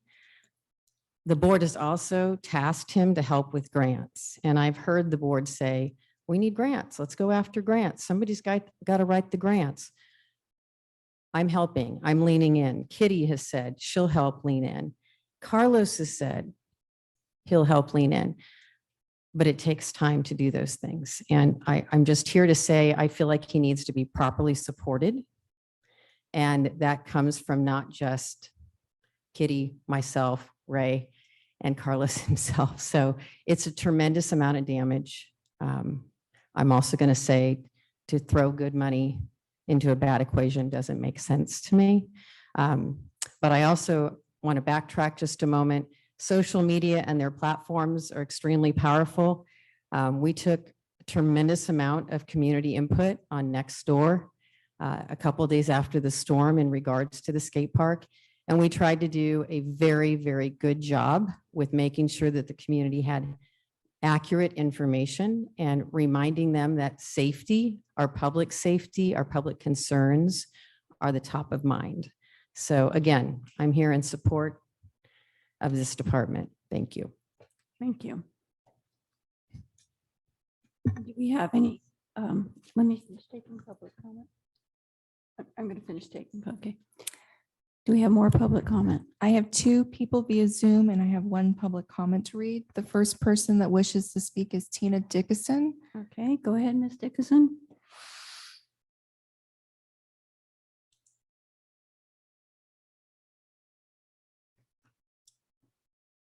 Okay, the screen changed. Sorry about that. First of all, I just, after seeing these slides and having seen national news with Lester Holt on NBC, where Cambria was featured within the first 5 minutes with one of the reporters out at the Oak Terrace Mobile Home Park, and having listened to Chief Vincent's report, it pales in comparison to what I have just seen and the needs of this community. Please, board, please, acting general manager, address what is right before you. If you haven't seen it, as I had not until just now, This is just astounding what resources, the Carlos and his crew had to deal with. But going forward, I mean, first of all, I'm wondering, how did these buildings ever get built there? And how would we even consider even a public restroom there? Anything at this point. It is clearly vulnerable to rains, and we've had rains and storms go back to 1995 when similar occurrences, but this is even worse than 1995. So it is shocking to see this. And Carlos, I appreciate your calm and your calm voice. You've always been a person who comes across as very calm, and that's what we need. We don't need somebody shouting and raving and whatever. We need someone that can address the issues. But also, I would think with something that is this devastating, grants, I think FEMA would certainly, the district must be looking into, if they're coming knocking at my door here on Park Hill, surely they've come knocking at the district's door. And after you submit this video, maybe to FEMA, I think you have a good chance of getting some funds, and then to decide where these resources are going to go. Where will you put infrastructure that will not be vulnerable, as obviously these buildings have been? So my thanks to Carlos and his crew. But district, please, and board, please look at what's really important in this town, please, because we can't ignore these issues. I have something else that was a part of this report, but I'm going to save it maybe since it's all under the general managers to when Mr. D'Anzo gives his report. This was so overwhelming. I can't talk about the other item right now. Thank you. Thank you, Ms. Dickinson. Do we have any more public comment on Zoom? Joyce Renshaw, followed by Ellie Eater. Okay, Ms. Renshaw. I just want to emphasize how much support I have for Carlos. I've known him for many, many years, and I know all the work that he does behind the scenes that we never see, and his crew also. We really need to support the facilities and resource department at this point. And I just want to give a big support for Carlos and his crew. Thank you. Thank you. Okay, Ellie is next, followed by a written comment. Okay, go ahead. Ellie Etter. I'm a member of the board of Friends of the Fiscalini Ranch Preserve. I've had the pleasure of watching Carlos and his crew perform minor miracles that are only obvious if you're looking. I have a lot of trust in the way that department works. They get things done. They don't seem to make bigger deals out of it than it needs to be, and they care deeply about this town. So I hope that we'll support them in every way possible, because I think they're a very good value for this town. Thank you. Thank you. You said you had a written report, public comment. I did, from Mary Maher. Okay. Dear CCSD directors, it may not be as visible to many in the community, but the Cambria CCSD facilities and resources yard, shop, and offices were seriously damaged during the recent storms and vandalism. Fortunately, the advanced preparation and quick actions of Carlos Mendoza and his team mitigated some damage.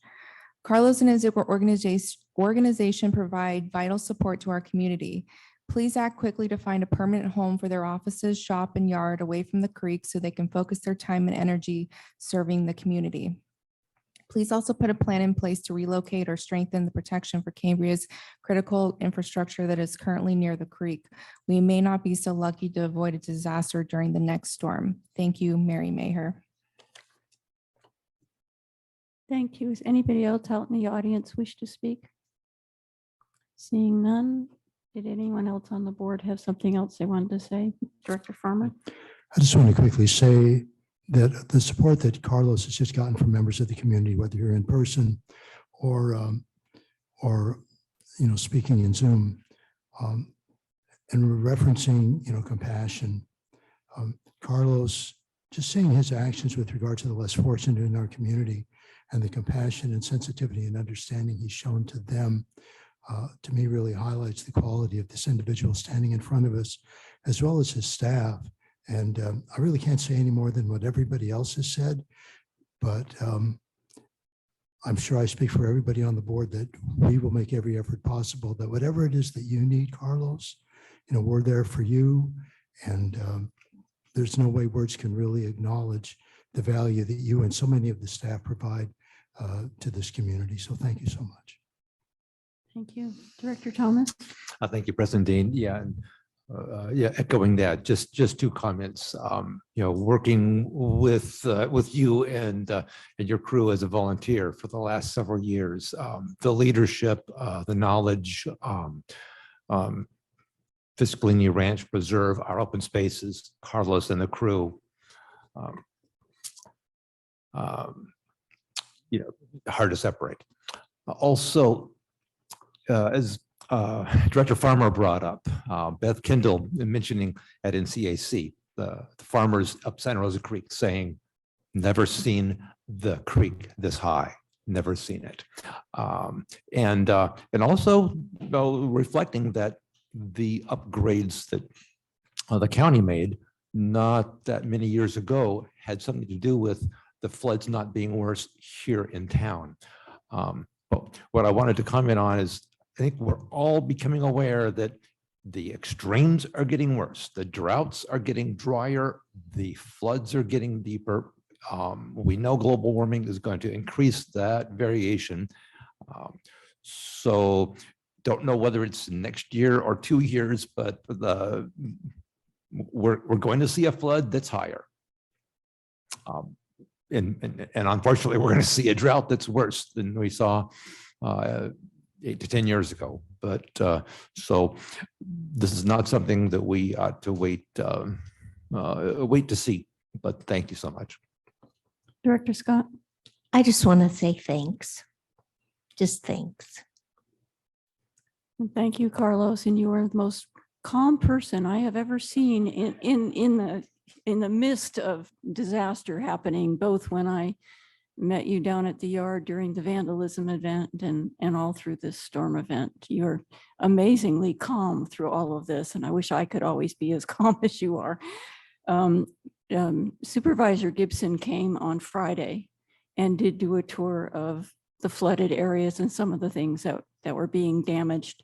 And Congressman Panetta is going to be coming on Saturday, and we will be taking him around to see the areas that were damaged or went underwater. So I'm hoping that between the two of them, that will help us in our efforts to get some help on and fixing some of these issues. So we'll see what we can do. And thank you. Thank you for your report. Thank you. Okay, if we have no more public comment, I'd like to take a 5-minute break. Let's make it, we'll be back at 5 minutes to 3 since I can't see exactly what the clock says back there. Thank you.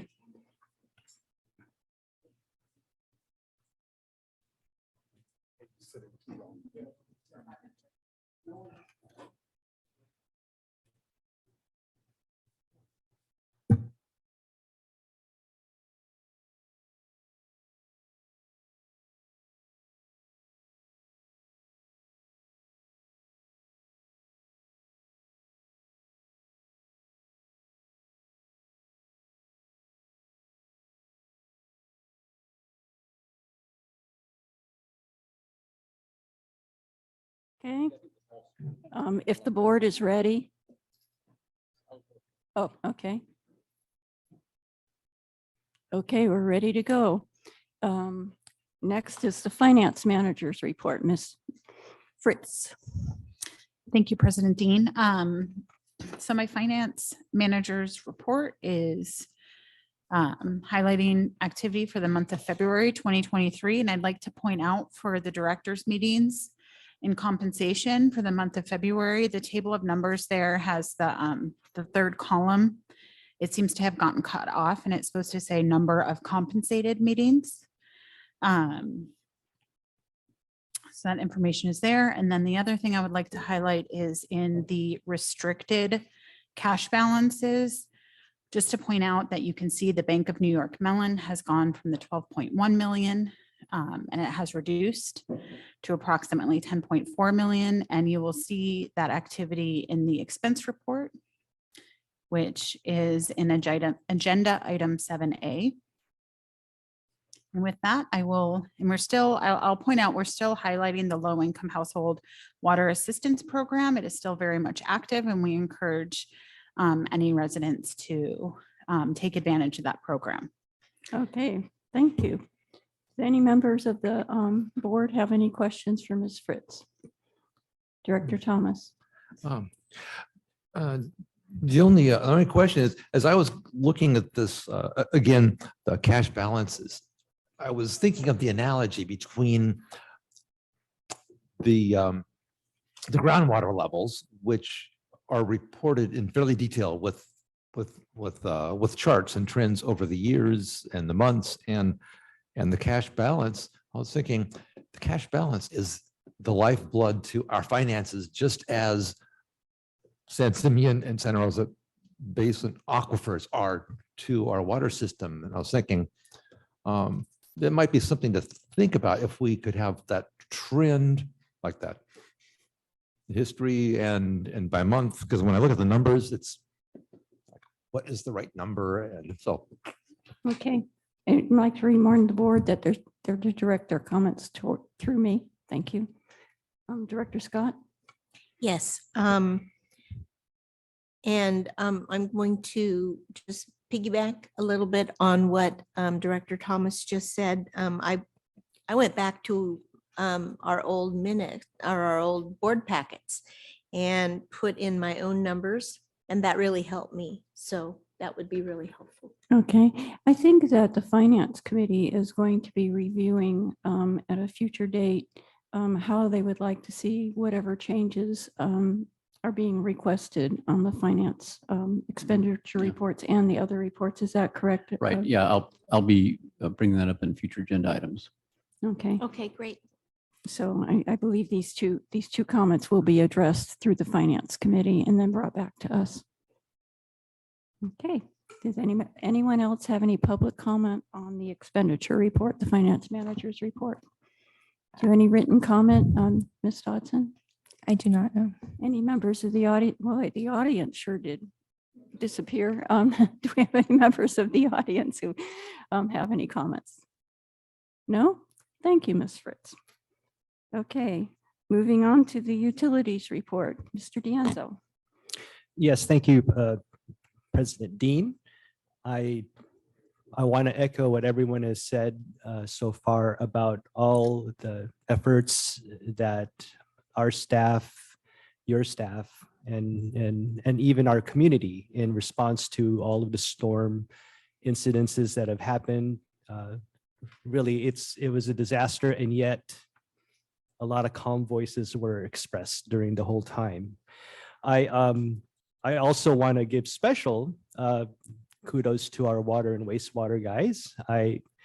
I think it's one of those things where they did an excellent job throughout this whole storm event. And the reason why I can say that with confidence is because no service was interrupted during the entire time.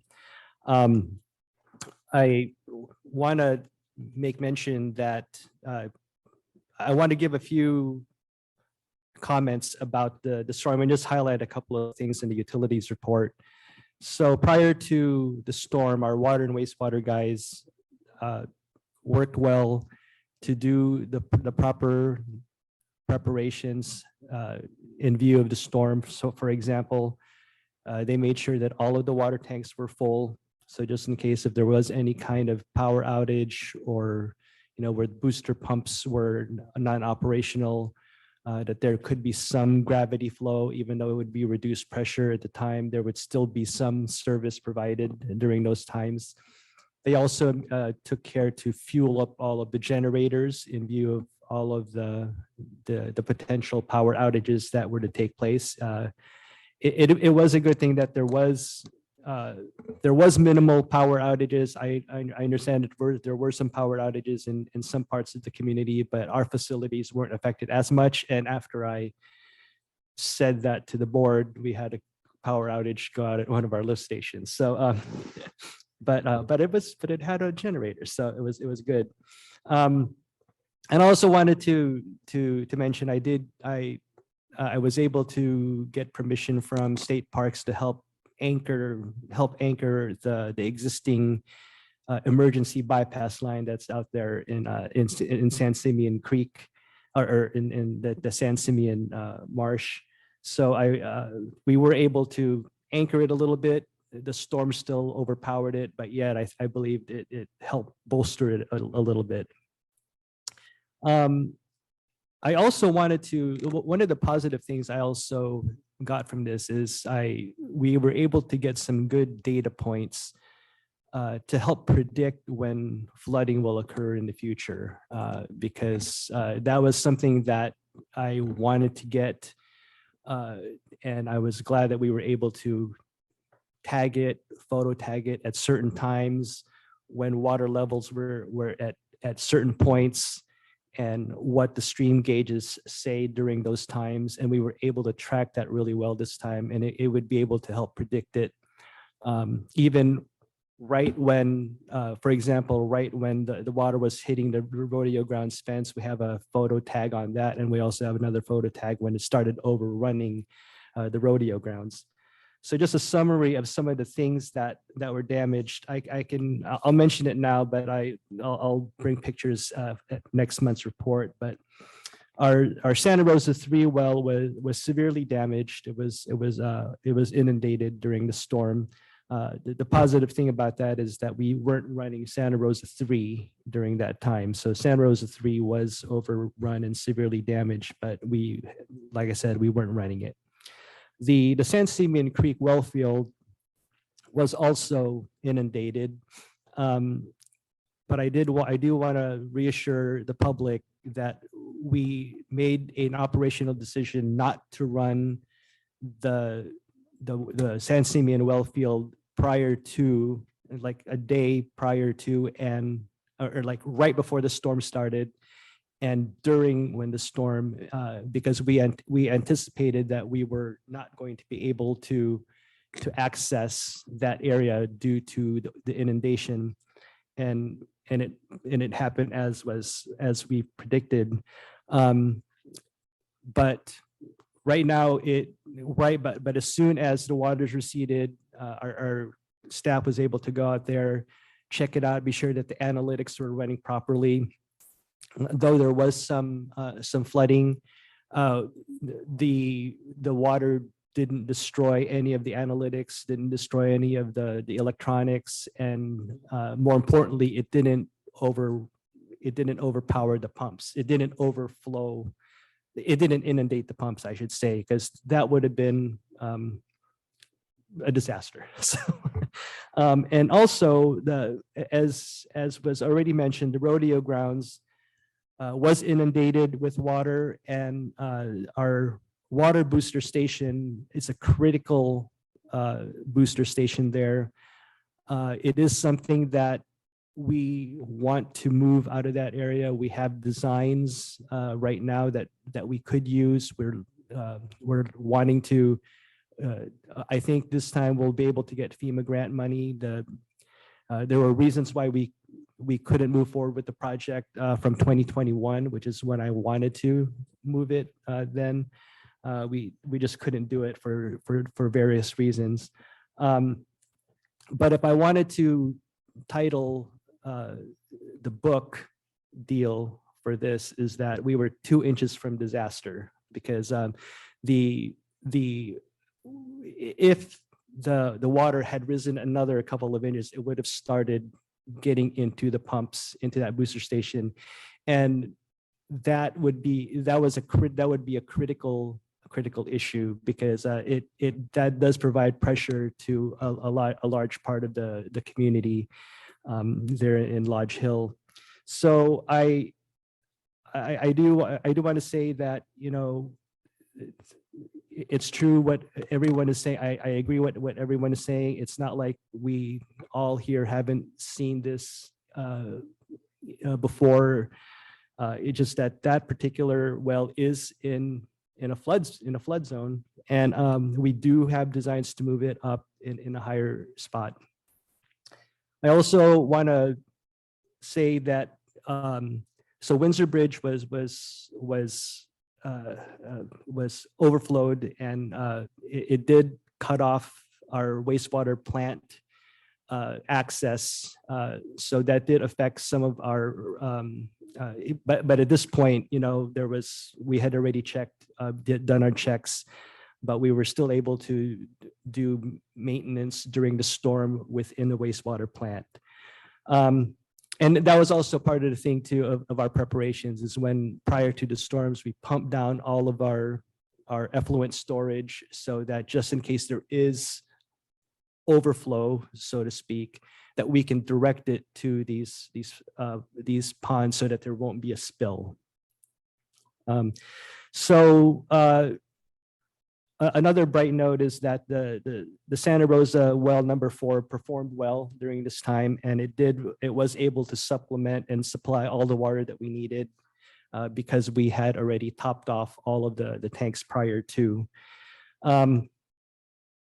I do want to make a brief comment about the sewer spill because as was reported, lift station B1, that's the lift station over in Tin City, over by the hardware store up in that area.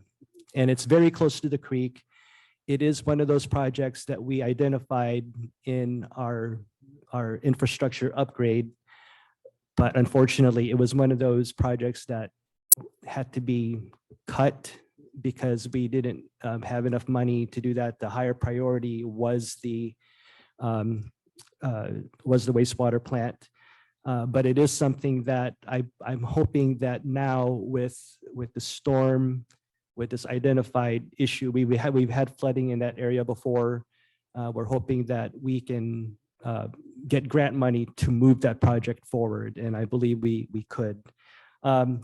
So the reason why lift station B1 overflowed was there was a spill was because the water rose to a level from Santa Rosa Creek that it overflowed, covered up both the wet well and the dry pit. The dry pit is where the pumps are. And there is a riser there that's supposed to help with high water, but it went over that. And as a matter of fact, the water rose up to the level that it went halfway up the electrical cabinet. So everything pretty much shorted out, and it took out the pumps. And when the last pump went out, and when the water that's when the water did start. The sewer started rising up, and then that's when it was deemed a spill, and that's where we predict the start of the spill was. And the start of the spill was at 9:40 a.m. on March the 10th, on the Friday. The staff could not get to it safely, and I do want to emphasize that safely because there's 480 volts of electricity there too that I didn't want to walk into water with that kind of power in those poles, and we didn't know exactly what the condition was going to be. But as soon as we were able to get into that site, our guys were able to pump down the lift station, and we were able to contain the spill at 9:44 the next day, which was a Saturday. So it was 24 hours and 4 minutes was what it was. And the estimated amount of spill was about, I'll just say 177,000 gallons, 176,601, but it's, I'll just say 177,000 gallons. And these reports are filed with the regional board. So, the reports are there available to the public if anyone wants to see our approach to how we calculated all of that.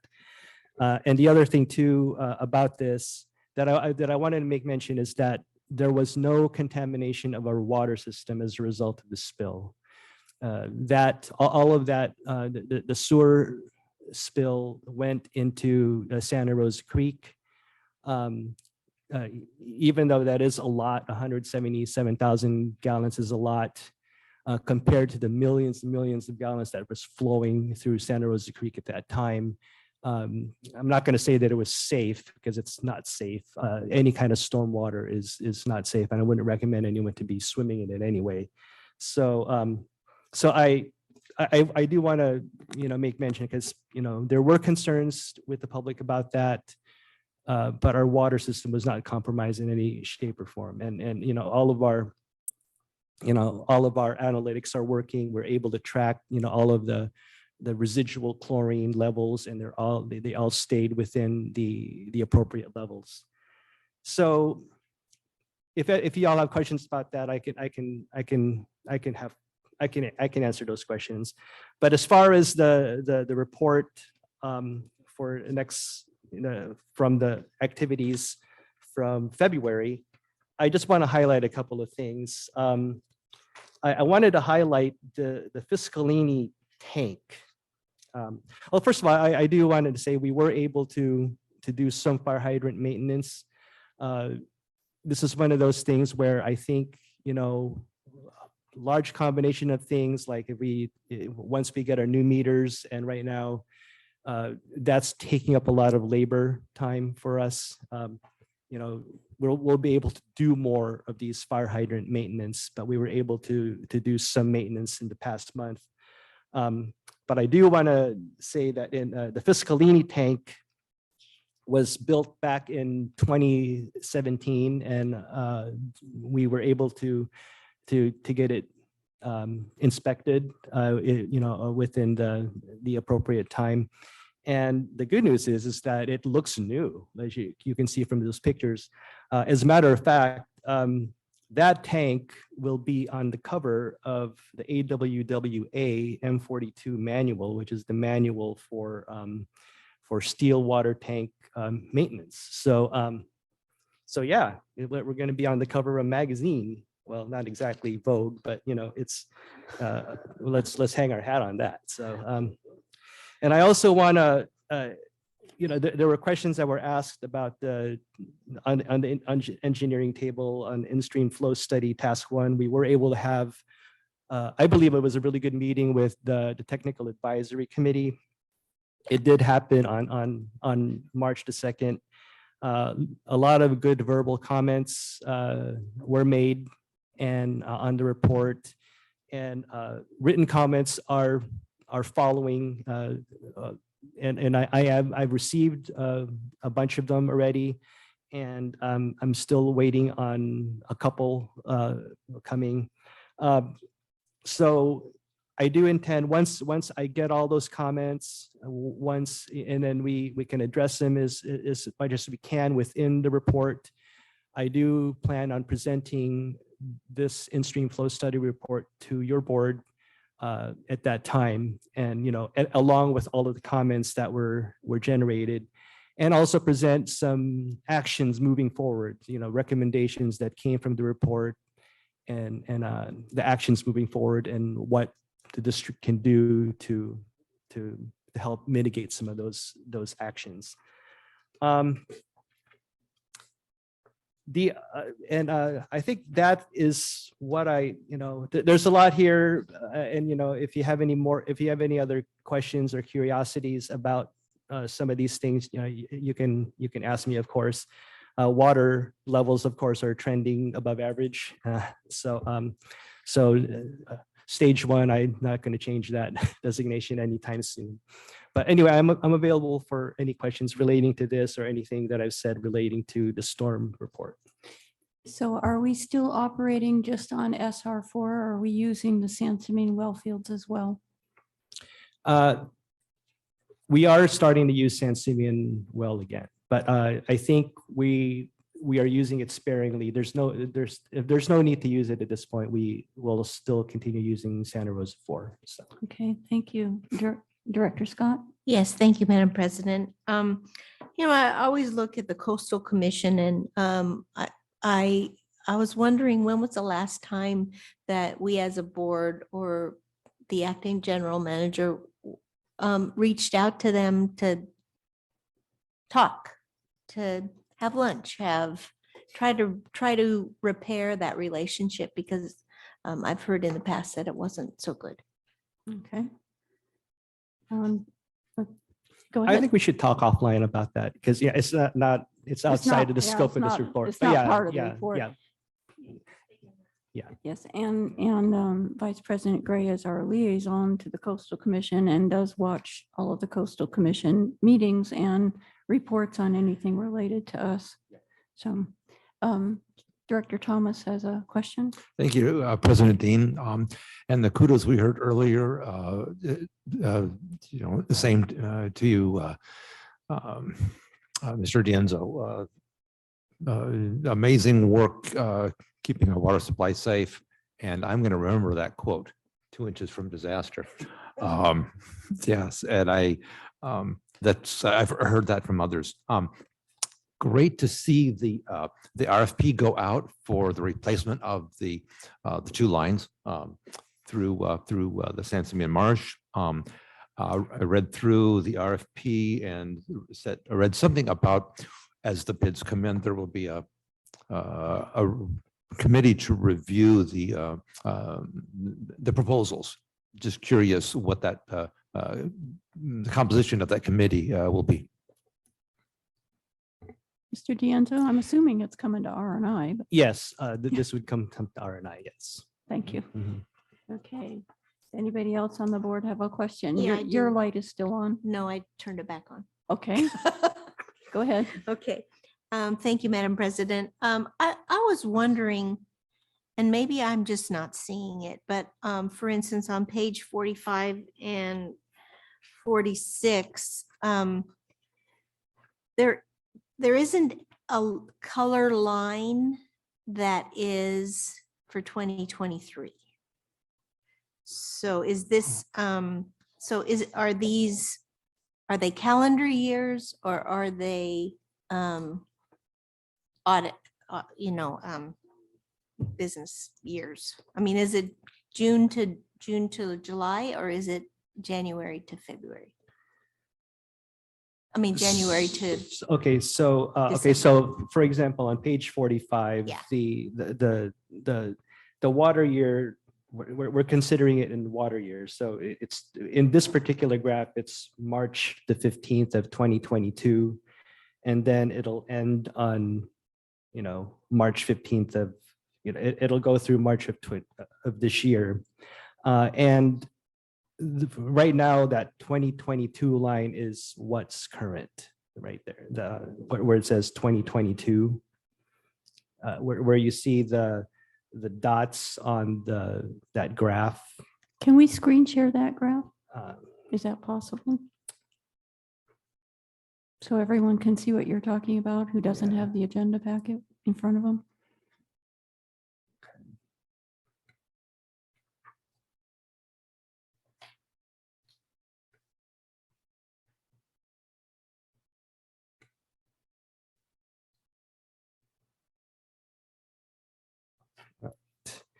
Okay, let's see, how am I going to share the screen this out?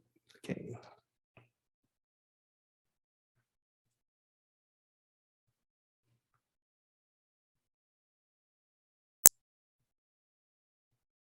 yeah, the word that I was looking for was fiscal. Is it calendar or is it fiscal? I think it's water. It's water year. It's the 2022-23 water year is how we're doing it. So And the yeah. dot is the current time. Yeah, right now that pink, I guess, yeah, pink. You see a dark red line Yeah. at the upper right-hand Yeah, corner. yeah, I see it. But did you call it watermelon? Is that the color that we're calling it? Well, it looks dark red to me. Oh, okay. I thought you said watermelon because that would have been a good descriptor for me. So, Okay. Yeah, I guess you can't screen share it then, right? Yeah. Okay. Yeah, so it just would, I don't know how to make it more clear, but I had questions. Okay. Director Farmer. I just want to briefly thank Ray for bringing us a fairly accurate update or complete update of what happened at the recent TAC meeting, and looking forward to his report a little further down the road as you get more information. Thank you. Thank you. Do we have public comment on the utilities report? Yes, Tina Dickinson. Okay, go ahead, Ms. Dickinson. Thank you, President Dean. Thank you, Haley. Mr. Dean, through you, President Dean, of course. I would like to know more about the TAC meeting and how many comments have already been received and from whom, and who is Mr. D'Anzo still anticipating receiving comments from? Okay, is that it? No, there's another item. Okay, At the March 9th meeting. As you all know, I was very surprised when the president of the San Simeon CSD appeared before you and thanked you for allowing San Simeon to use the Vets Hall for their meetings for a period of at least 3 months. So I put in a public records request for an agreement or a contract. I received numerous PDFs related to that item. And I'm just going to read one. Ms. Dickinson, this is on the utilities report. This is yes, it is. It Okay. is on the utilities and this is something that I was wanting to bring up at Mr. D'Anzo's, Mr. Mendoza's, but I couldn't bring it up at that time, Ms. Dean. It was too troubling. It was just too much to deal with. And so I'm bringing it up now because it totally relates to Mr. D'Anzo and the report that he didn't give in this report. Okay? Okay, can you make it brief, please? I will make it as brief as I can. Thank you. So among the various PDFs that I received, I was very confused as to why this item was rushed through without coming before the board. And apparently Mr. D'Anzo had an issue with it too. So on Monday, March the 6th, I'm quoting from the email he sent to Mr. Charles Grace, General Manager at San Simeon. Hi, Charles. Before we continue going too far down this road, our board president and legal counsel would like a formal proposal from you. Mainly, what is San Simeon's plan with using our Vets Hall? They don't see this as a typical client wanting to rent the Vets Hall. They are concerned about how our committee meetings, board meetings, and special meetings will conflict with another legislative body. We may need to bring this before our board for approval. I don't think they are asking me to stop the rental, but they want to have a formal proposal to state that our meetings will not conflict and that there be appropriate time separation. Also, our board secretary is not comfortable with having you use our furniture since she keeps equipment stored, blah, blah, blah. And that was it. Sorry about this wrinkle, but please advise as soon as you're able. So this was the very thing that I brought up, was that this was not the usual request for the use of the Vets Hall. And so it was never brought before the board and in a super rush, because by March 9th, that's the day they had, or the 8th, they had their first meeting here. So how does all this stuff get just shoved past the board or the public? And by the way, even though the board president was mentioned and legal counsel, they're not in any of the emails in these numerous documents. So for goodness sakes, let's work on transparency, which you've all promised that you will do, because this is not fair and it is not transparent. Thank you. Thank you, Ms. Dickinson. I received the same public comments and we will be discussing it. Not public comments, public records request. Okay, any other public comment? Ms. Dodson? I do not have any more public comment. Okay, moving on to the consent agenda. The items on the consent agenda are approved by one motion. If any of the directors wish to discuss a consent agenda item other than just simply asking a clarifying question, a request for removal may be made, and then such items are pulled for a separate discussion and action after the consent calendar as a whole is acted on. Does any member of the board wish to pull any of the items on the consent agenda for a fuller discussion? Director Farmer. No, I don't want to pull anything, but I just want to ask a brief question of Mr. D'Anzo. Okay. Can I do that? Yes. Okay, go thank you. ahead. I actually have 3 questions with regard to expenses for the WRF. mainly known as the EWS. But I'll just ask about one of them on page 58 up near the top under Gold Coast Environmental. Paid just under $9,000 for something known as the Rosemount 1056/Tag Raw Water. Do we have any idea what that is and why?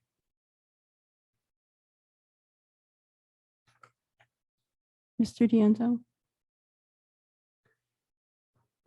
Yeah, I was wondering if I could ask Jim Green to join the meeting to help answer this question. Is he out there in Zoom land? Yes, Jim, I Yeah. just allowed you to come in. Okay. If you want to unmute Jim, if you yourself. could, Jim, if you're there, can you please answer the question? Otherwise, I'll try to answer it, but I know you'll answer it better. So.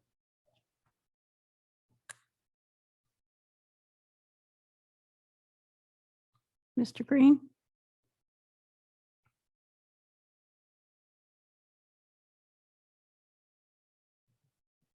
Oh, he said he doesn't have a microphone. So I'll answer it as best as I can. So what that is was it was we have.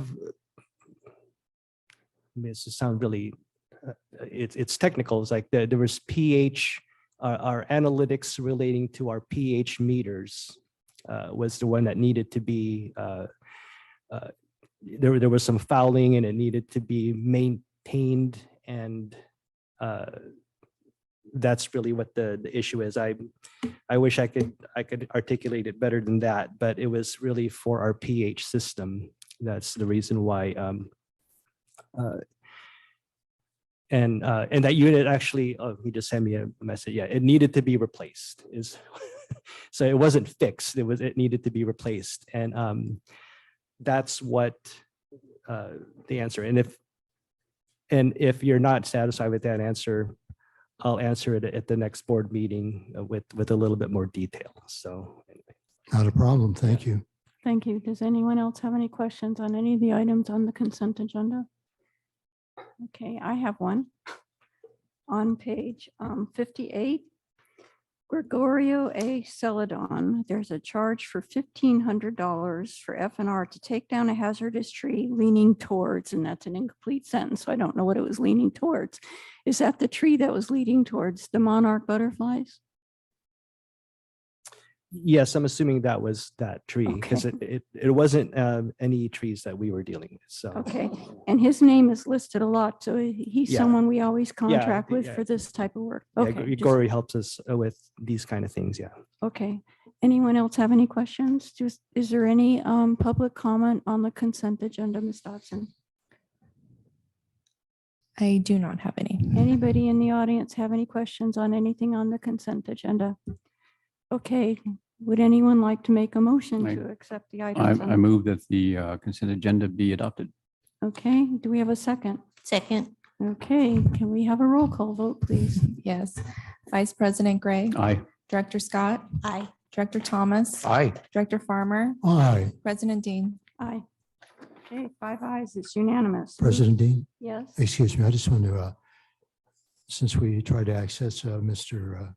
Green and we weren't able to, if I could take a moment here to request of Haley, if she could let us know all the people that are out there in Zoom land. Thank you. Currently, we have 6 people: Candy, Christine Heinrichs, Elizabeth Benhausen, Jim Green, John Alchin, and Tony. But I also had Joyce Renshaw, Thomas Hopton, Tina Dickinson, Karen Krisman, Mary Maher, Ellie Etter, Don Howell, Bree Holiday, Candy, Shawithwa Sundaragaran, 1 call-in number, and that's it. Okay, thank Thank you. you. And You're thank you welcome. for always providing us with the list after the meeting. It's helpful. You're welcome. I'll provide you with another list at the end of the meeting. Thank you. Okay, moving on to regular business item 8A. This is discussion and consideration of adoption of resolution 13-2023 and introduction of the ordinance 012023, amending Chapter 6.04 of the Cambria Community Services District Municipal Code and adopting the 2022 edition of the California Fire Code and the 2021 International Wildland Urban Interface Code and associated local amendments. Would you like to introduce this item, Mr. D'Anzo, for the? Yes, thank you, President Dean. There are many recommended actions here, and I would like to hand it over to the chief to help introduce those. Thank you. Chief Madam Vincent? President, Board of Directors, the California State Fire Code is supposed to be adopted by every agency or every fire agency in California on a 3-year basis. So the last fire code was 2019, meaning most current fire code is 2022. We were without a permanent chief during 2022 when this should have been adopted. So we are one of the last in the county to get this done. So this has definitely been a priority of mine to try to get through this. We worked very diligently working with all the other local jurisdictions as well as the county, spent countless hours with our legal team to make sure that this was done correctly and appropriately so that it would be in line with what needs to be submitted to the county on the ordinance side of things as well. And so I'd like to present to you the state of California's fire code along with the introduction of the ordinance. And this does require a public hearing as part of the process, as this is going to be adopted as basically law, which it already currently is. But for us to be able to enforce and plan reviews and all of the other aspects of fire code and the wildland urban interface code, that is what is sitting before you now. I can take any questions that you may have. Okay, do any members of the board have a question? I see Mr. Thomas's light on. Director Thomas? Well, sure. I read through all this line by line, really educational. It's clear that we need to adopt this. And I asked a handful of questions, and if the chief finds any of those questions that might be relevant to expand upon for the public, I leave it to your judgment. I think all my questions were answered very well from my perspective. One very minor potential correction on page 134, the 503.1.2.1.1. As I read through, where the number of dwelling units exceeds 30 shall be with, I just thought, there must be a missing word in there. And I think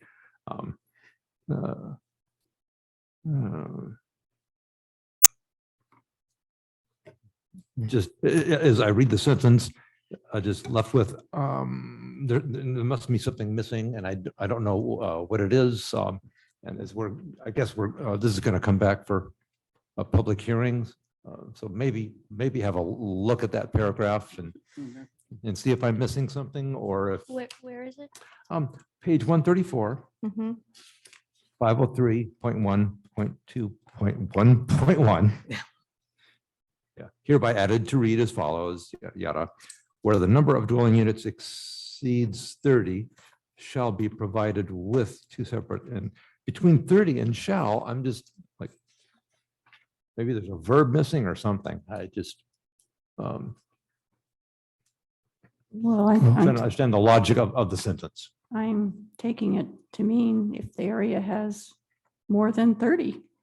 Is that what it's supposed to mean?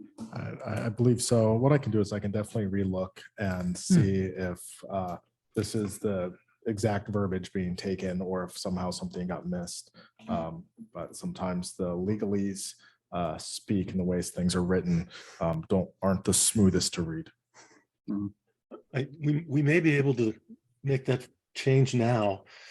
Could it be where the number of dwelling units exceeds 30, two separate and approved fire apparatus access roads shall be provided when located in a state responsibility area or a very high fire hazard severity area?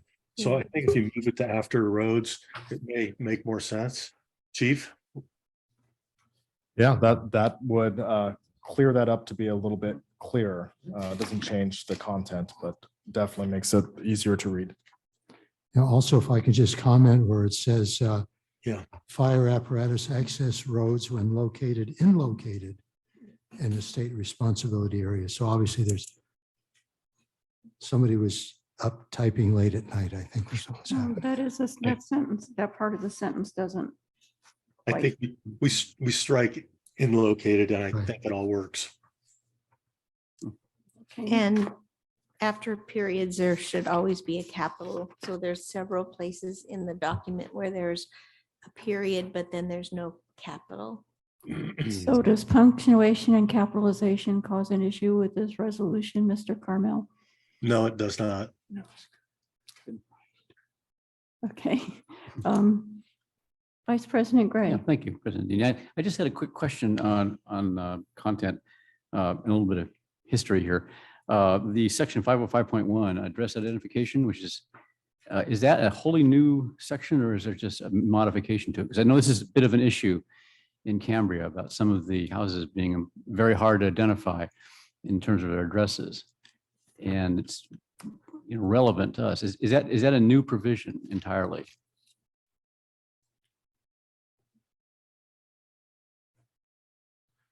I do not believe it's a new revision entirely, but there's definitely some adjustment over the years that those sizes of the letters have been adjusted. Yeah, that's what it's funny. What But was it's new not- in it, the size of the letters and things like that? Yeah, it's just a small cleanup, but overall, this is not a new concept. Not a major change. Okay, No. thank you. Okay, I do remember that there were members of, I don't know if it was CERT or who it was that came around at one point a few years ago telling us our numbers needed to be bigger.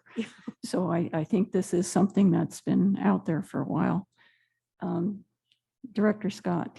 Yes, Madam President, thank you. I have a question on page 118.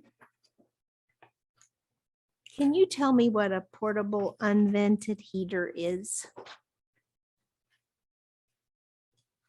118. Down at the bottom. I'm assuming it means like a kerosene heater or something like that.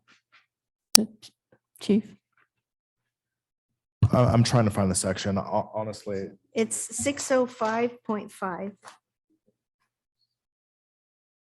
It's on page 118 of the agenda packet. Yes. Yeah, there is further explanation here. It's all flammable and combustible fueled heaters that are not vented to the outside of the building that includes, that are included in this section. So we're talking about something that's going to off gas like a carbon monoxide. This is to avoid like a carbon monoxide type situation. So if it's portable, it still needs to vent to the outside of the structure. Okay, I don't see any more lights on from the board, so let's go ahead and take public comment. And I have Bob Putney.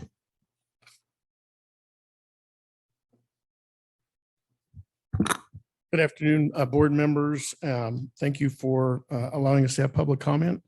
I'm very much in support of this. This is something that needs to be done for the Cambria community. If not, we end up with the county's adoption of the California Fire Code, and we have to go by there. So I definitely want to support the staff on moving forward to do these. I do have a couple of suggestions. They're not big ones, but they're ones that when I served as your chief and adopted the fire code, I put them in to try to protect our little rural community. One of them has to do with chapter 50 of the California Fire Code. I know you don't want word verbatim, but I would definitely add in there something to the extent of commercial vehicles or trailers carrying hazardous materials are not allowed to be parked or stored within the Cambria CSD urban reserve line. That's important because sometimes we have truck drivers that park propane vehicles or gasoline tankers. They leave them overnight on the roadside. And with our riparian corridors and our wells, we don't need a hazardous material spill of larger quantity here. They also obviously transverse Highway 1 up to Big Sur. So that's one thing. The other thing is that you're all well aware, as we all are, that Cambria basically is made up of 1 million, that's an exaggeration, but a lot of postage stamps. And everything we can do to address the wildland fuel mitigation and those postage stamps is extremely important. I definitely recognize that adopting the Wildland Urban Interface Code along with the California Fire Code is a great step. However, I would suggest one thing I tried to do as chief, and the board was reluctant to do it, even though it was legal and ethical to do, would be to include the Public Resources Code 4291 as a enforcement measure for the fire department. Now, as I'm sure the chief will tell you, California state law originally put that ability on the California Department of Fire Protection, or CAL FIRE as it's known now. Individual departments can enforce that. It requires a little bit of talk between the two agencies. It allows our fire department to work on inhabited parcels, whether they're residential or commercial, and give them that authority to go on in and remove vegetation that might otherwise allow embers to start a fire on private property and spread throughout the community and allow enforcement. The Wildland Urban Interface Code and the California Fire Code have some sections in it, but I think the Public Resources Code 4291 gives you more teeth. And with the CAL FIRE's Fire Resource Assessment Program, or FRAP, as the chief talked about it before, we are in a national fire danger rating system that's very, very high. We're also in a fire hazard severity zone that's been updated from moderate and high to very high. So I think everything we can do as a community to help that protects our infrastructure, protects the environment, and protects the people that live here. So I acknowledge probably hundreds of hours that went in to do this. I know it took me and my staff a long time to do it, but I would just suggest that you look at those two things. Other than that, I'm extremely complimentary of what's in this adoption and encourage you to do it. Thank you. Thank you. We also have public comment from Mark Ober. Yes, I am Mark Ober. I'm a resident. And I'm actually speaking on the same topic, 4291. You all have a package from me, and hopefully that will express my point of view as well with my 10 pages I didn't expect you to read. So the first time I came to this board to discuss the conflict of the non-application of 4291, Mr. Director Farmer pointed out that I might want to speak with Fire Chief Hollingsworth because they were working on a group to work with CAL FIRE and Cambria Fire to come to some process where this inspection can be done properly. And just as Director Thomas mentioned earlier today under the ISO conversation, we sort of are in a position where Cambria Fire has to put out the fire, but they're not allowed to go out and regulate. And my understanding of 4291 is that we can adopt within CCSD, I don't know how to phrase it legally, but you can make it the rule of the district. And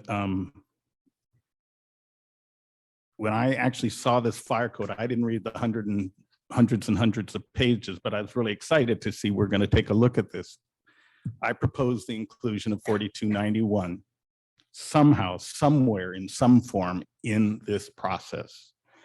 Certainly at some point we have to resolve the issue between CAL FIRE and Cambria Fire. My point of view is it should be under one hat or the other hat.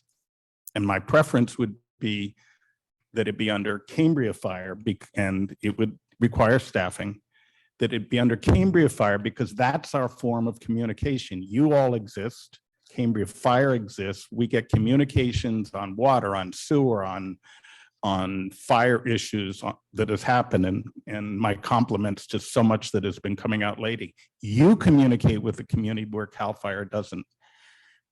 CAL FIRE's inspection process is currently a drive-by process on an iPad. And that has been expressed to me not in a deleterious way, but by, I think his name is Captain G, and also the other gentleman, Paul Provence. I like the French pronunciation of it. But either you have to force them to do their job or include it in this document somehow. One of the questions that's been raised is how legally you can do it when it's currently in the hands of CAL FIRE. And the answer is, my understanding is any SRA, excuse me, as long as they inform the other agency, can implement 4291. I'm not a lawyer, but even so, in the embodiment of what you're writing, if we don't have that in there, there's no reason that a lawyer, not me, could specify the current status or how this board has the right to modify it either under an MOU and or some other joint agreement or whatever into the future without changing his excellent document. The final thing I want to really say that's, critical from my point of view is 4291 changed on 1/1/23. Used to be that defensible space that's out there, although you were required to look at 0 to 30 feet and then 30 feet to 100 feet, now there's a 0 to 5 feet as of 1/1/23. And if you really want to protect your house, that's the one you want. And the state fire marshal has been directed to put out regulations, et cetera, to relate to that. That's where the embers are. That's where the houses are not cleared. That's where the fire stacks are, et cetera, et cetera, et cetera. So I just urge you to do really two things. Find a way that it can be included or enforced more by our community than by CAL FIRE, who I do not, they're wonderful people. They constantly, if you ask them the questions, they will tell you they do not have the staffing. And when what I wrote you, when I came to discuss it first with, I believe it's Captain G, he explained to me, even if we have an enforcement mechanism, even if we try to force something, it will not be accomplished through the district attorney's office. The penalty isn't as high as the prosecutorial cost. You have different abilities because you're part of the community. You can interact with insurance companies. You can interact with the supply of water. You can interact with all of these other matters if they do not exact their efforts. I think it belongs in our community. I think it'll make us more fire safe.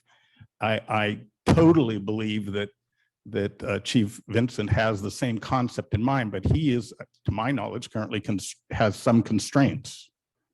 But that's what I would like to see included.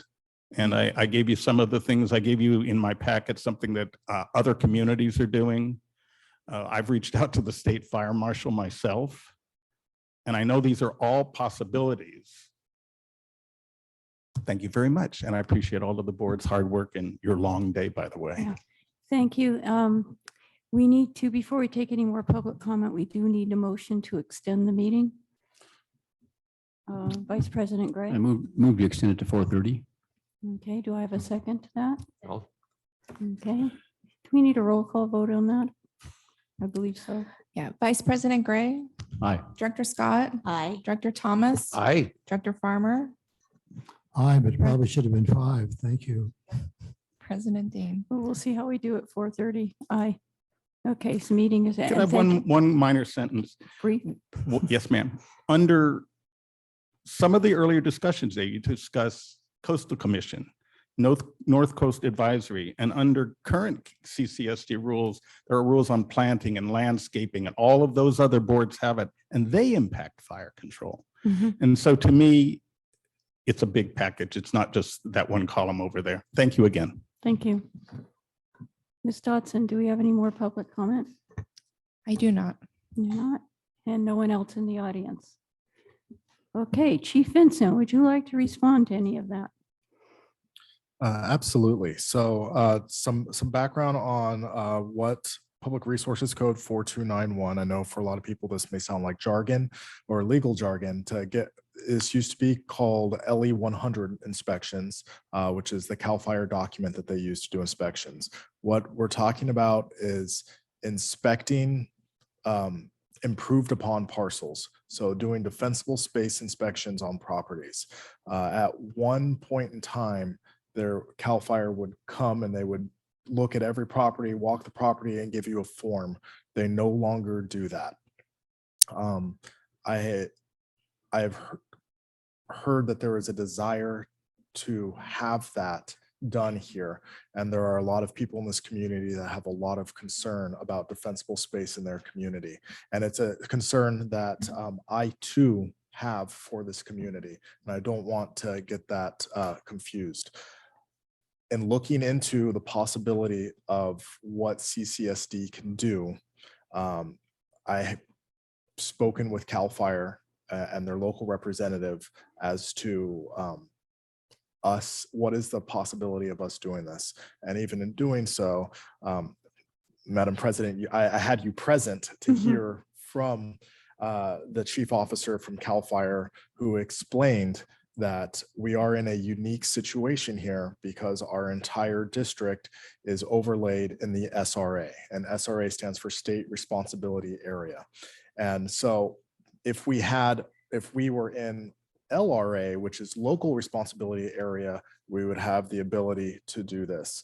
And we were basically told in that meeting that this is CAL FIRE's responsibility, that CAL FIRE is doing it, and that the way they are now doing it is that if you passed, you don't receive anything in the mail. If you didn't pass, you would receive something in the mail. And that they're doing it more of a drive-by from the window. So from that perspective, they are saying that every property is getting done and that it is their responsibility and that they are doing it. So to include it in the fire code adoption at this time, I think would not be correct. If we want to have a further discussion about a possible way of us doing it because the community is not satisfied with the current way that CAL FIRE is conducting these inspections, I think that is something that can be discussed further. There's a lot of legal discussion that will need to go into that. It was brought to my attention that there's a potential for double jeopardy, that if we're doing an inspection, they're doing an inspection, we're bringing two things forward to the courts, that could be problematic. I have heard some possible solutions. This is, I am very open to us doing it. But there would have to be some MOUs in place. There is an ability in some jurisdictions where CAL FIRE has assigned the local fire chief to be a voluntary fire warden, and that is something that is a possibility, but that would also have to be CAL FIRE's desire. It is their responsibility because we are overlaid in the SRA. So I just want to make that very clear that this is, we're talking about adopting an ordinance for somebody else's responsibility. And to take that on, we would have to have them be on the same page with us actually taking that on.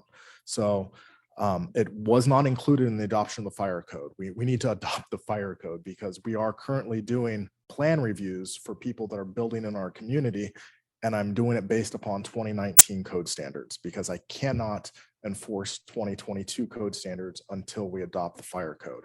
As far as the idea of 4291, I absolutely think it's, I've talked to Fire Safe Focus representative today about this, that there may be an opportunity to do this. The board will also have to realize the amount of manpower it will take to physically walk and inspect and provide documentation and the program management for 4,000 to 5,000 properties in Cambria on an annual basis. I'm okay with doing that if we're funded to do so. And it is very, very beneficial. And I think we could do a great job at it, but it currently relies, this law is already on the books. It already applies to Cambria, and it currently is CAL FIRE's responsibility. And so I think the conversation needs to switch to this board of, do you want to take that responsibility from CAL FIRE and direct me to find a way to come up with some type of agreement in which that responsibility now falls to the CCSD. Okay, so if we adopt this ordinance today, we can go ahead and do further discussion going forward to see what we can do about what we just talked about. And possibly do an MOU or amendment or whatever to the resolution. But I know you need this resolution passed now because it's past due. Yeah, no, we're a year past due from enforcing the most current fire code. I would definitely recommend if our attorney's on to kind of speak to this. We can always bring any ordinance up at a later time to be enforced here, but there is a very big legal dilemma behind this. And there also needs to be a willingness from CAL FIRE's point of view. They're doing it and they're doing a good job. Okay. And so this is where there's a difference in opinion by some members of the community that would like to see us do it and do it differently. And that is a further discussion that this board should entertain. Okay, Mr. Carmel, do you want to make any comments on this? No, I agree thoroughly with that approach. We have to get the 2022 fire code on the books, and that can be handled separately.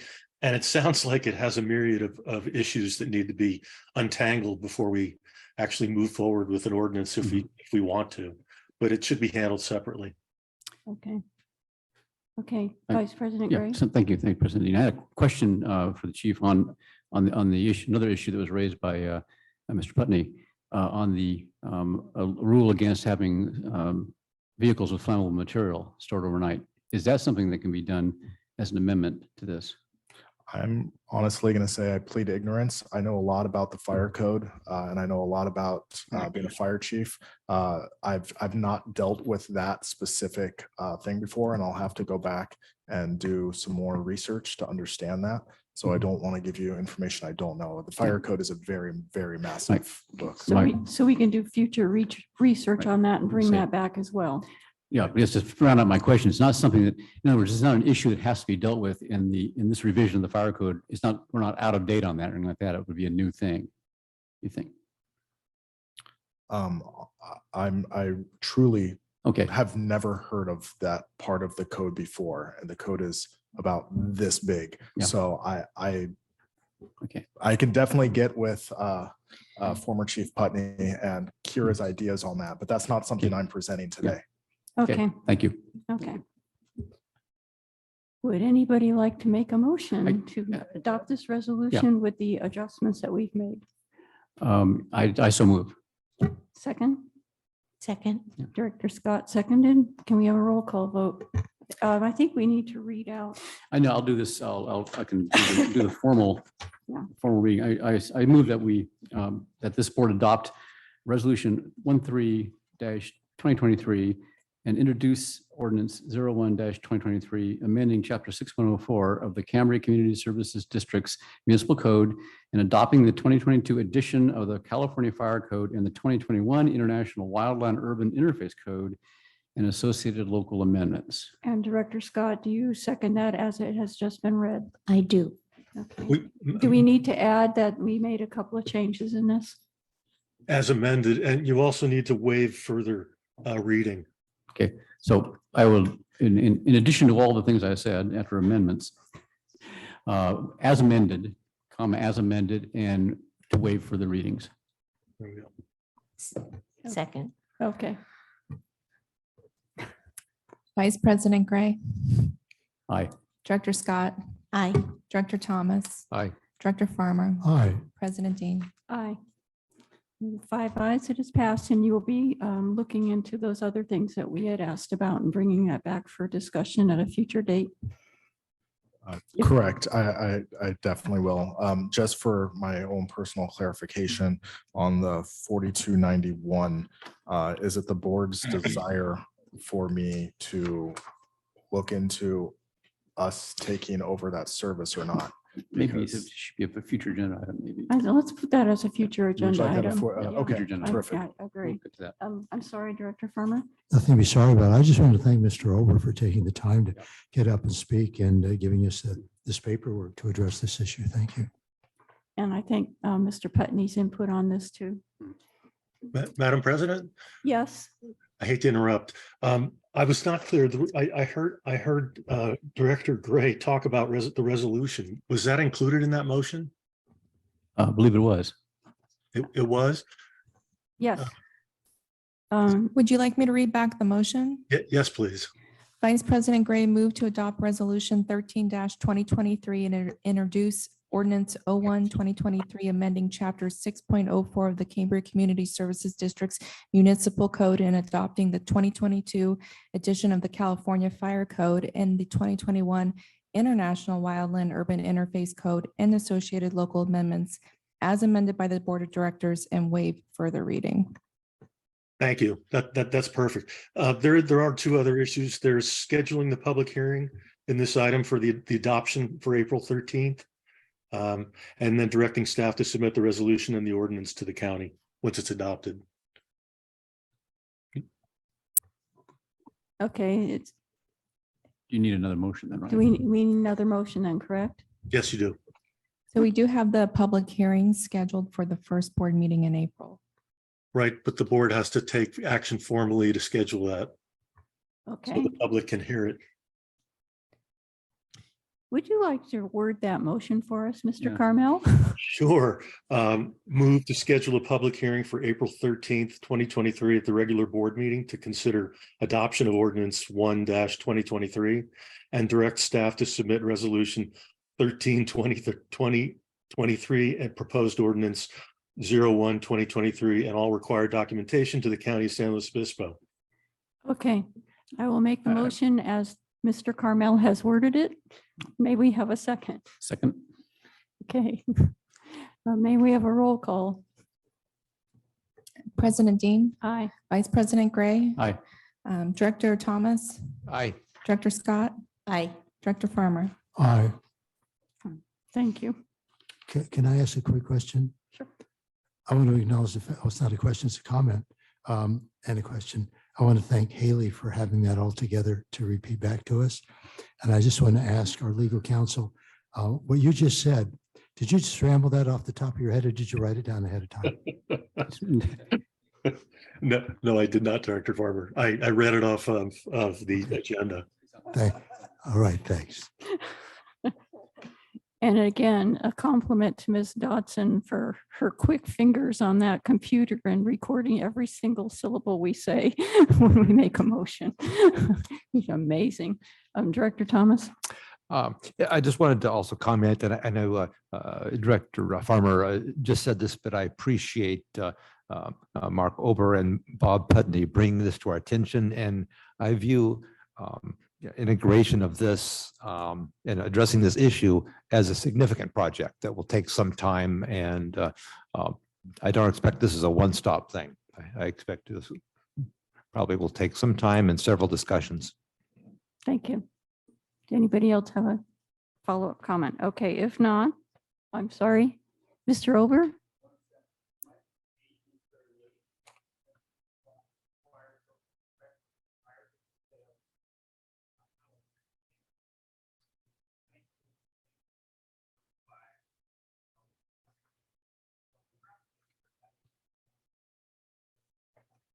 Okay, thank you.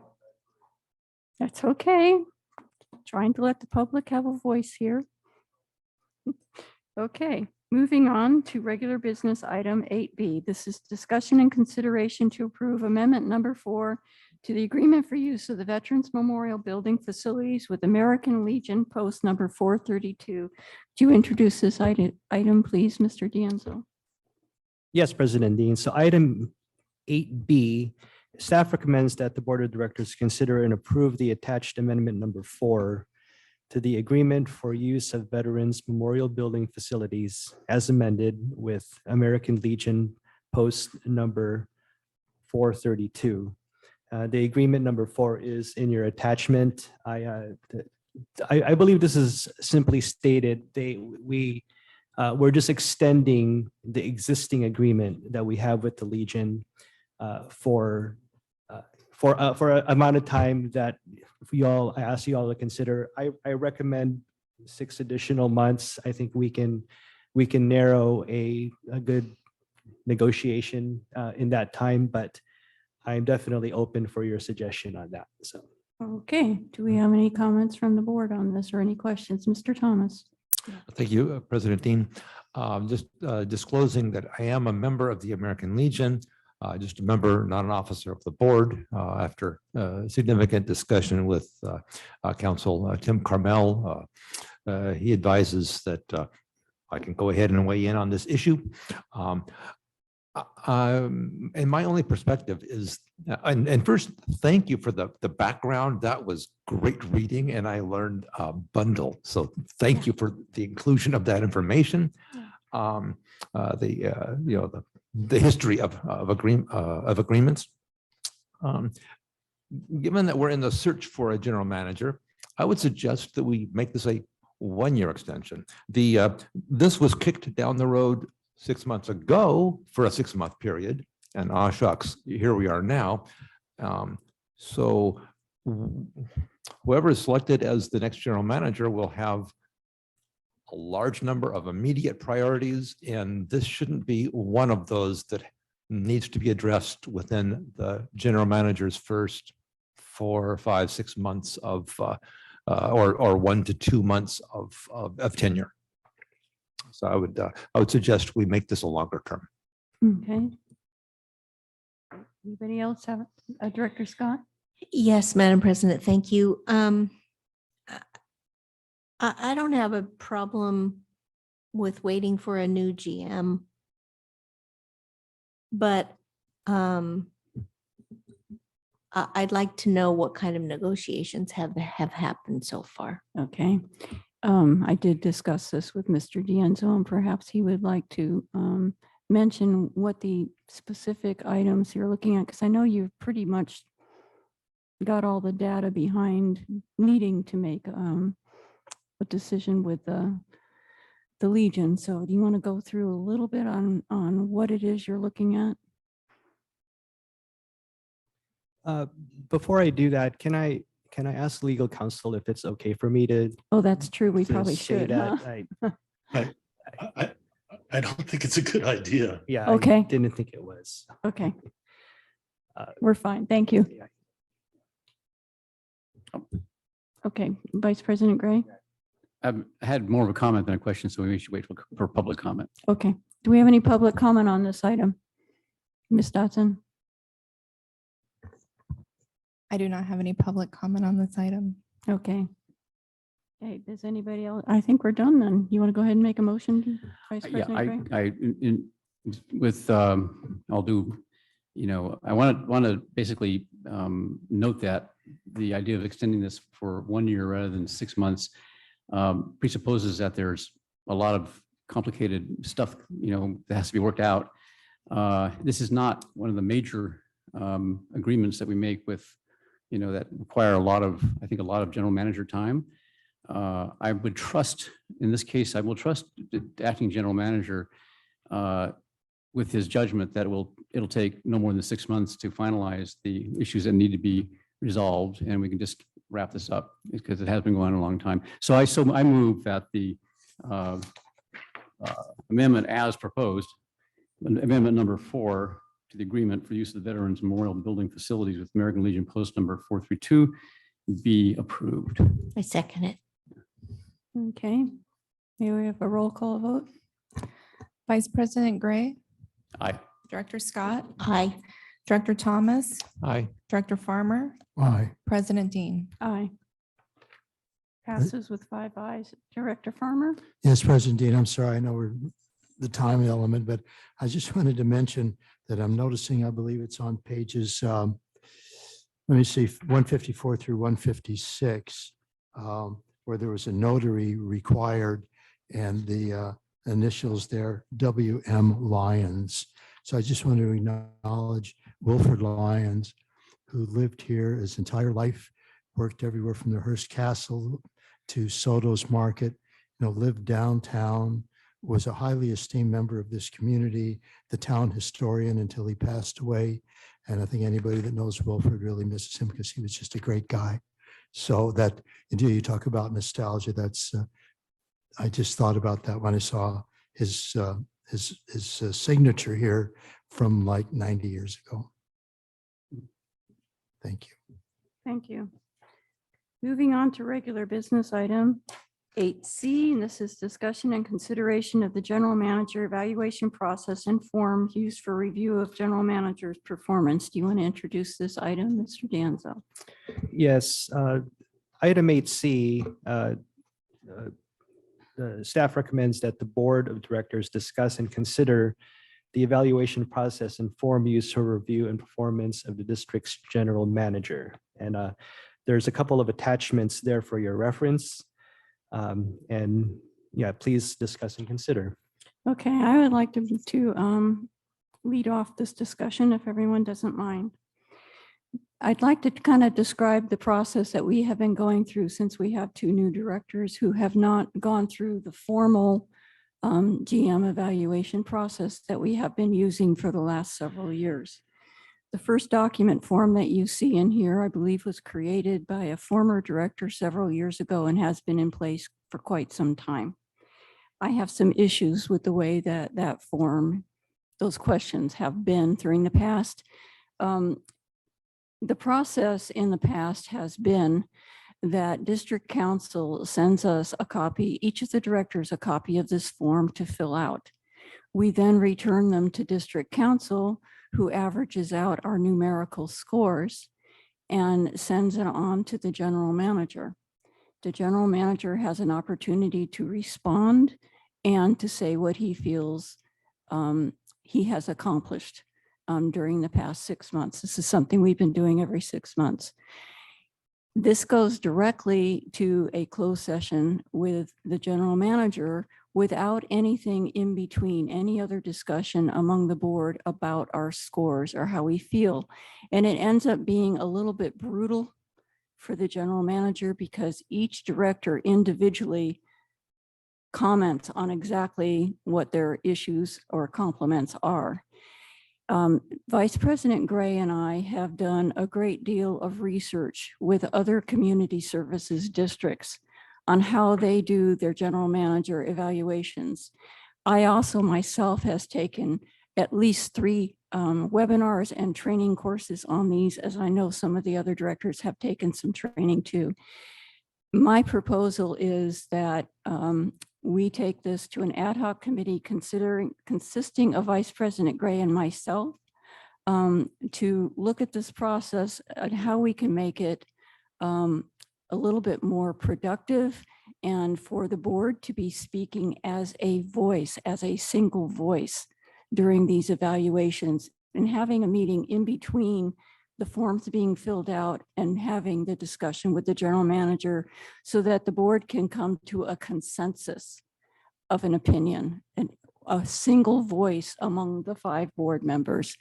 And since these forms were put in this agenda packet, I have done further research on the CSDA website, and I have found more forms that I think that we should look at. And rather than the numerical process, using terms more like exceeds excellence, exceeds expectations, meets expectations, or needs a little bit more improvement or direction. And I like that method of evaluating myself a lot better. So if the board doesn't object, I would like to move that we have an ad hoc committee of Vice President Gray and myself to do some further research and bring back a report and recommendations to the board on how to move forward with our general manager evaluation process. So can I have some comments on that, please? And before you've moved, but before we vote, we'll have opportunity to discuss. Yes. A few comments, and I think it's a great idea to have the ad hoc. I was leaning that direction myself. I would see us developing a policy, considering that when we look at the 4 primary responsibilities of the board, first, establish policy, hire a general manager, evaluate that general manager's performance.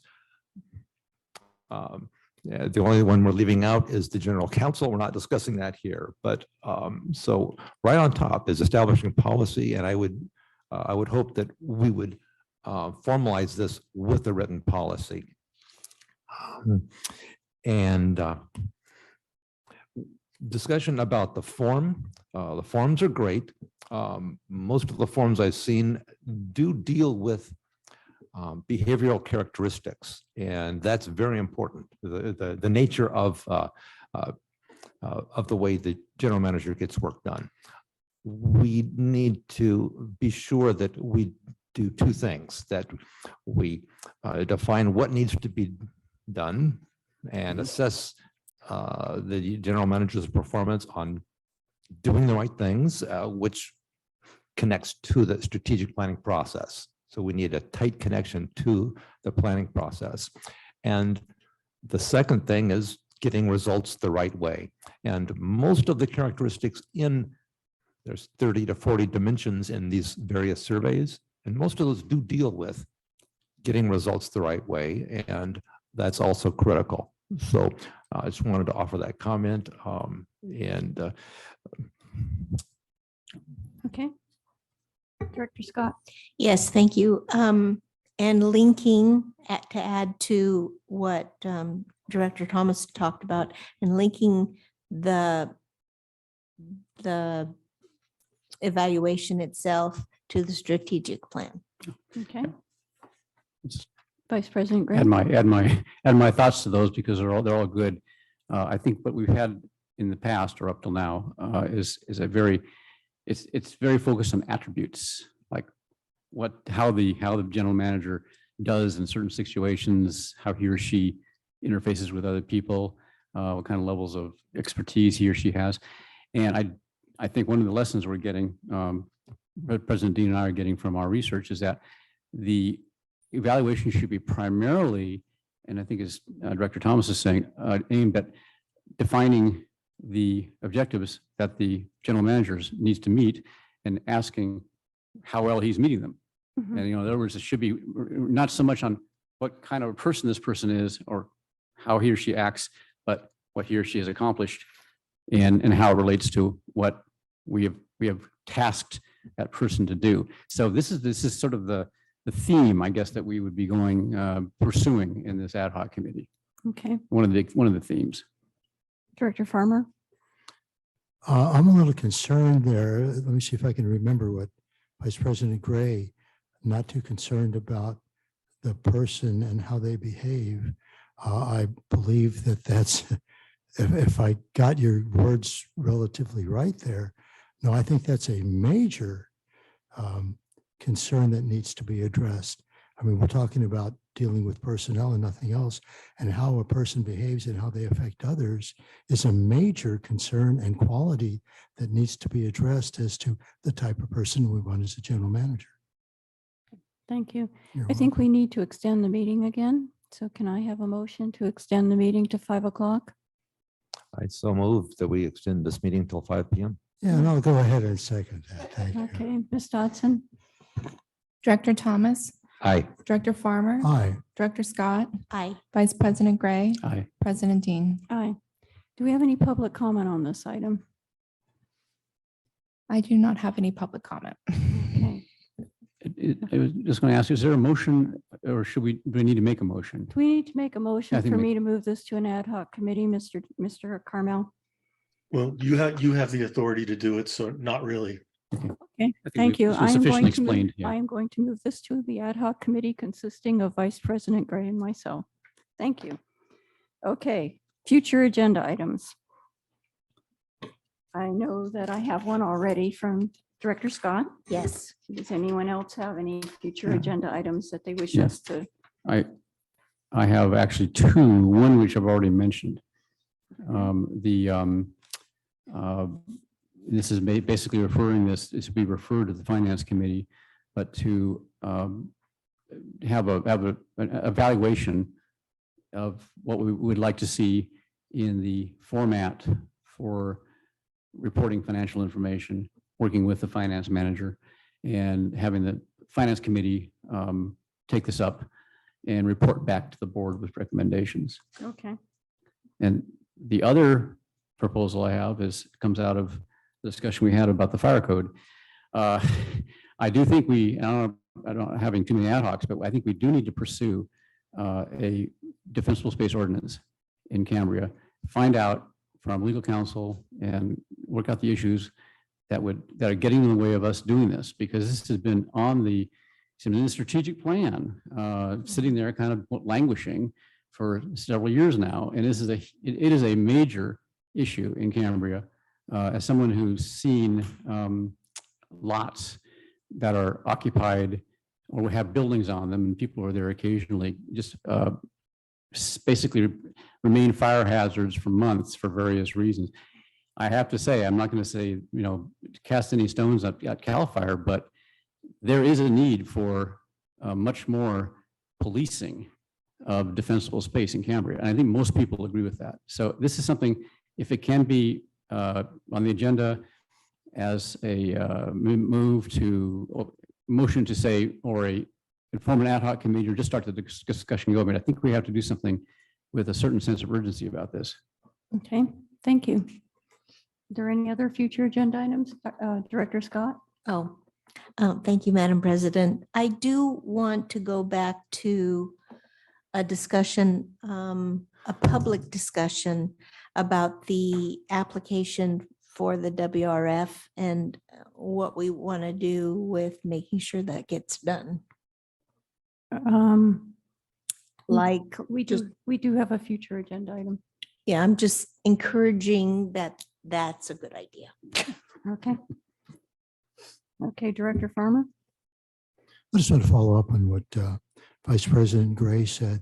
The fact that we have at least a third of the homes in Cambria. I shouldn't say homes, because if nobody's living there, it's just a house, it's just a structure. But we have so many structures in this community that are not lived in full time. Some of them, the landscaping is tended to well, and in other areas, it's not at all. And that's a major problem, not just for the person who owns that house, but anybody living next door to them or down the street. Thank you. Thank you. Are there any other future agenda items? Okay, we're going to adjourn to closed session. Mr. Carmel, do you want to introduce the closed session? Certainly, Madam President. Item 10 is closed session. The board will adjourn to closed session under Government Code Section 54957B to evaluate the acting general manager's performance and to review resumes and discuss possible interviews with general manager candidates referred to the board by the recruitment agency. Thank you. Thank you. Do we have any public comment on closed session? I do not. I always like to give them a second. I don't see any public comment. Okay, great. Thank you. So we will be adjourning to closed session. Let's take it. Director Farmer. Yeah, I just wanted to say that I want to commend Ms. Dodson for her referring potential candidates to us. Thank you. Okay. You're welcome. Ms. Dodson referred them to the recruiter, and they are being referred. Thank you. Okay, thank you. Meeting is adjourned. Let's start closed session in about 5 minutes.